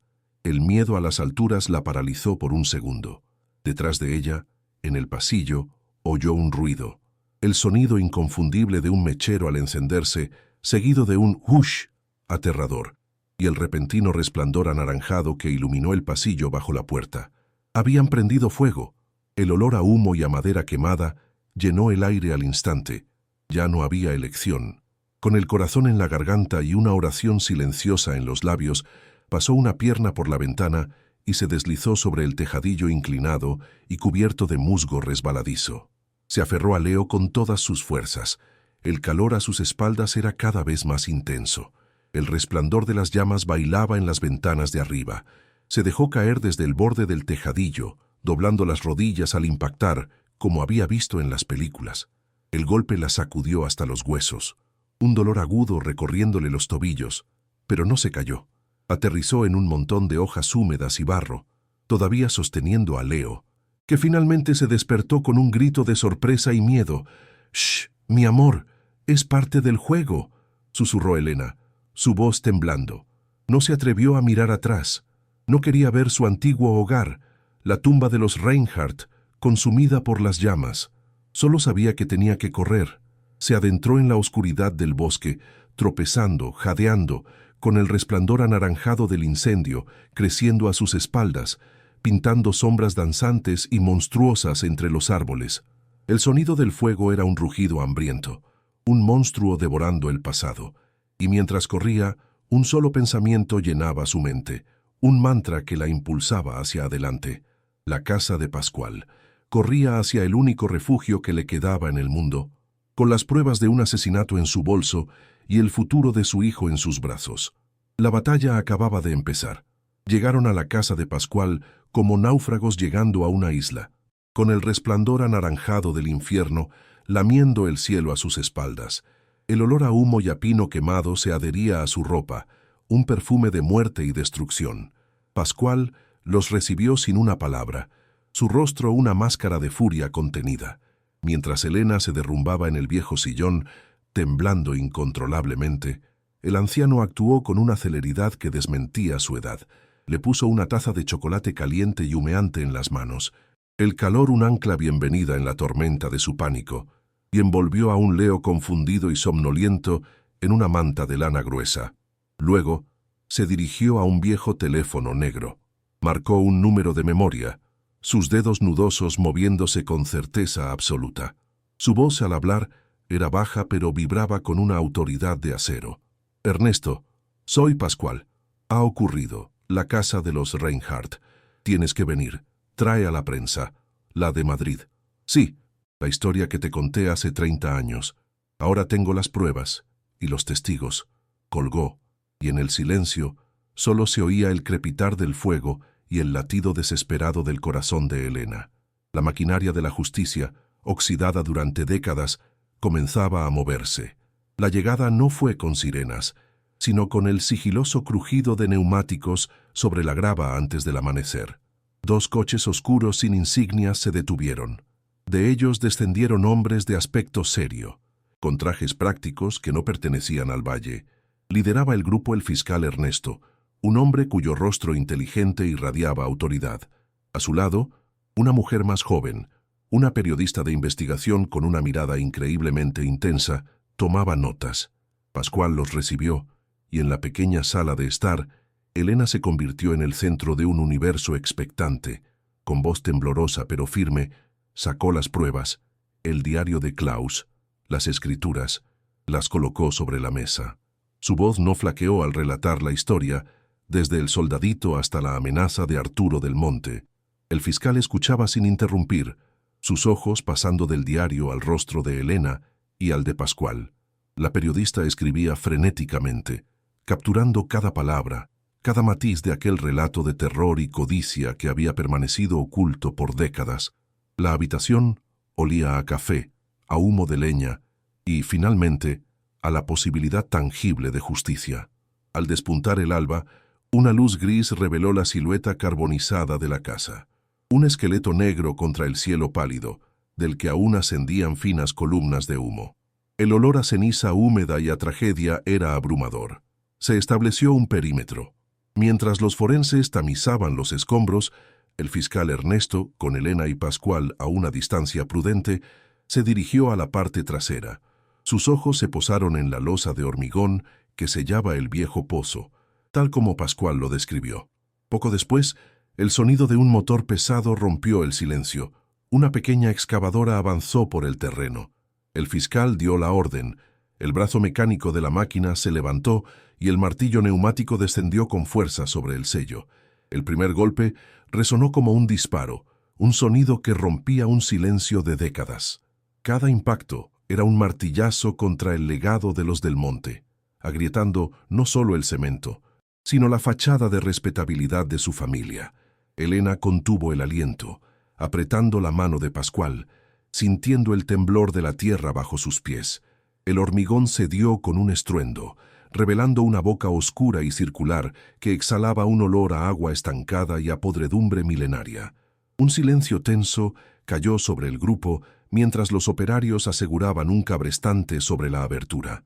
Bajaron un gancho de acero hacia la oscuridad y el cable se desenrolló durante un tiempo alarmantemente largo. Finalmente, el gancho se topó con algo sólido. Con el motor del cabrestante gimiendo por el esfuerzo, comenzaron a izar el objeto desde las profundidades. Lenta, muy lentamente, un enorme cofre de madera oscura, con herrajes de hierro corroídos y cubierto de un lodo negro y espeso, emergió a la luz. Era una visión de una época pasada, un tesoro de piratas profanado. Lo depositaron en el suelo con un golpe sordo y húmedo. Un agente forzó la cerradura oxidada con una palanca.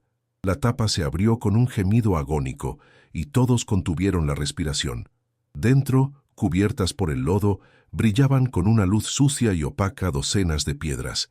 Diamantes en bruto. La fortuna de Klaus Reinhardt, la causa de todo, finalmente había vuelto a la superficie. Elena sintió que el estómago se le revolvía. Aquellos no eran diamantes, eran lágrimas cristalizadas, monumentos a una vida robada. Pero el fiscal no se detuvo. «Sigan cavando», ordenó su voz sombría. La excavadora volvió al trabajo, esta vez con una cuchara, sacando cubos de lodo negro y piedras del fondo del pozo. El trabajo era lento y macabro. Tras una hora que pareció una eternidad, uno de los operarios gritó y dio un salto hacia atrás. En el borde del agujero, entre el barro y los escombros, había algo blanco y terriblemente familiar. Un hueso, luego otro. Los forenses se hicieron cargo, trabajando con pinceles y delicadeza. Descubrieron los restos de 2 adultos, y luego, acurrucado junto a ellos, un esqueleto diminuto, frágil, inconfundible, el del pequeño Daniel. Elena ahogó un sollozo, y las lágrimas que no había derramado por sí misma cayeron por fin calientes y amargas por un niño que había muerto 75 años atrás. El fantasma del juguetero por fin podía descansar. La prueba definitiva había sido desenterrada del corazón oscuro de la tierra. La comitiva de coches sin insignias se deslizó silenciosamente por el camino privado que llevaba a la mansión de los Del Monte. Era una construcción opulenta, un palacio de piedra y cristal que dominaba el valle, construido con el dinero manchado de sangre de generaciones. Arturo Del Monte los recibió en la puerta, con una bata de seda y una expresión de arrogancia divertida. «¿Se han perdido, señores?», preguntó con su habitual tono condescendiente. Su sonrisa se congeló cuando vio al fiscal Ernesto, a la periodista y a los agentes de la UCO.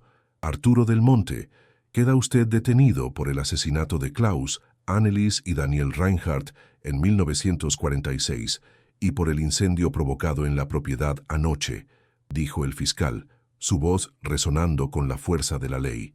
Por un instante, el rostro de Arturo fue una máscara de incredulidad que rápidamente se transformó en pura furia. «No saben con quién se están metiendo», gritó, mientras un agente le ponía las esposas a la espalda. El clic metálico de los grilletes fue el sonido más satisfactorio que Elena había oído en su vida. El imperio del monte, construido sobre huesos, acababa de derrumbarse. La noticia explotó como una bomba. El artículo de la periodista, con fotografías del diario, los diamantes y la excavación del pozo, ocupó la portada de los periódicos nacionales.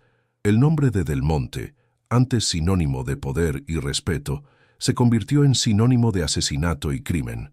El imperio maderero fue intervenido, sus libros de contabilidad revelando décadas de corrupción, sobornos y extorsión que implicaban a políticos y funcionarios locales, incluyendo al sargento de la Guardia Civil, que fue inmediatamente suspendido y arrestado. El pueblo, liberado del yugo del miedo que los había atenazado durante casi un siglo, comenzó a hablar. Viejas historias de tierras robadas, de desapariciones sospechosas y de la brutalidad de los hombres de Alejandro y Arturo Del Monte salieron a la luz, corroborando la historia de Klaus y revelando que su familia no había sido la única víctima. La caída de Arturo no fue solo la caída de un hombre, sino la de todo un sistema podrido que había mantenido al valle en la oscuridad durante demasiado tiempo. La justicia, aunque tardía, fue implacable. Pasaron los meses. El juicio fue una sensación mediática. El testimonio de Pascual, corroborado por el diario y las pruebas forenses, fue demoledor. Arturo del Monte fue condenado a cadena perpetua y murió en prisión un año después, un anciano marchito y olvidado. Legalmente, al no haber otros herederos conocidos de la familia Reinhardt, y gracias a la validez de las escrituras originales y al papel de Elena en la resolución del crimen, los tribunales le otorgaron la plena propiedad de todas las tierras que habían pertenecido a Klaus, cientos de hectáreas de valioso bosque asturiano. Los diamantes, tras un largo proceso legal, fueron declarados suyos como parte de la herencia. Un día, sentada en la oficina de un abogado en Oviedo, Elena firmó el último documento. El bolígrafo se sentía ligero en su mano. Recordó sus dedos contando las últimas monedas sobre la mesa de la cocina. 735 céntimos de miseria. Ahora firmaba documentos que representaban una riqueza que no podía ni comprender. La sensación no fue de euforia, sino de una paz profunda y abrumadora. El círculo se había cerrado. Elena no reconstruyó la casa, la demolió, purificando la tierra de su pasado trágico, y en su lugar construyó una nueva. Una casa llena de luz, de grandes ventanales que miraban al bosque, ahora suyo. El olor ya no era a moho y a podredumbre, sino a madera nueva, a pintura fresca y al aroma constante del bizcocho de manzana que se horneaba en la cocina. El silencio ya no era opresivo, sino que estaba lleno de la risa de Leo, que ahora corría por un jardín exuberante y verde, persiguiendo mariposas. En una de las habitaciones más soleadas, Elena instaló su taller. Su vieja máquina de coser estaba allí, pero a su lado había otras nuevas y profesionales. Ya no cosía por desesperación, sino por pura alegría creativa, creando vestidos de colores vivos y edredones cálidos. Aquella noche sirvió la cena en una larga mesa de roble, pollo asado, patatas doradas, verduras de su propio huerto. Al ver a Leo comer con un apetito sano y feliz, sintió que las lágrimas brotaban de sus ojos. No eran de tristeza ni de miedo, sino de una gratitud tan inmensa que le llenaba el pecho hasta doler. Había vuelto a casa. Con su nueva fortuna, Elena no olvidó su origen. En memoria del juguetero y de su hijo, creó la Fundación Reinhardt, una organización dedicada a ofrecer ayuda legal y financiera a personas que, como ella, se enfrentaban a la injusticia, al abuso de poder corporativo y al robo de tierras. Su propia historia, que había comenzado en el punto más bajo de la desesperación, se convirtió en un faro de esperanza para otros. No solo había encontrado seguridad y riqueza, sino también un propósito. El espíritu de Klaus Reinhardt, el amable artesano que solo quería construir un mundo de maravillas para su hijo, ahora vivía a través de ella, reparando no solo juguetes rotos, sino vidas rotas. La justicia, a veces, encuentra los caminos más inesperados y elige a los héroes más improbables. Si la increíble transformación de Elena y su lucha por la justicia te han conmovido y quieres descubrir más historias donde la gente común logra cosas extraordinarias, suscríbete a nuestro canal y activa las notificaciones. Cada historia es un recordatorio de que incluso en la oscuridad más profunda, una sola chispa de valor puede incendiar el mundo.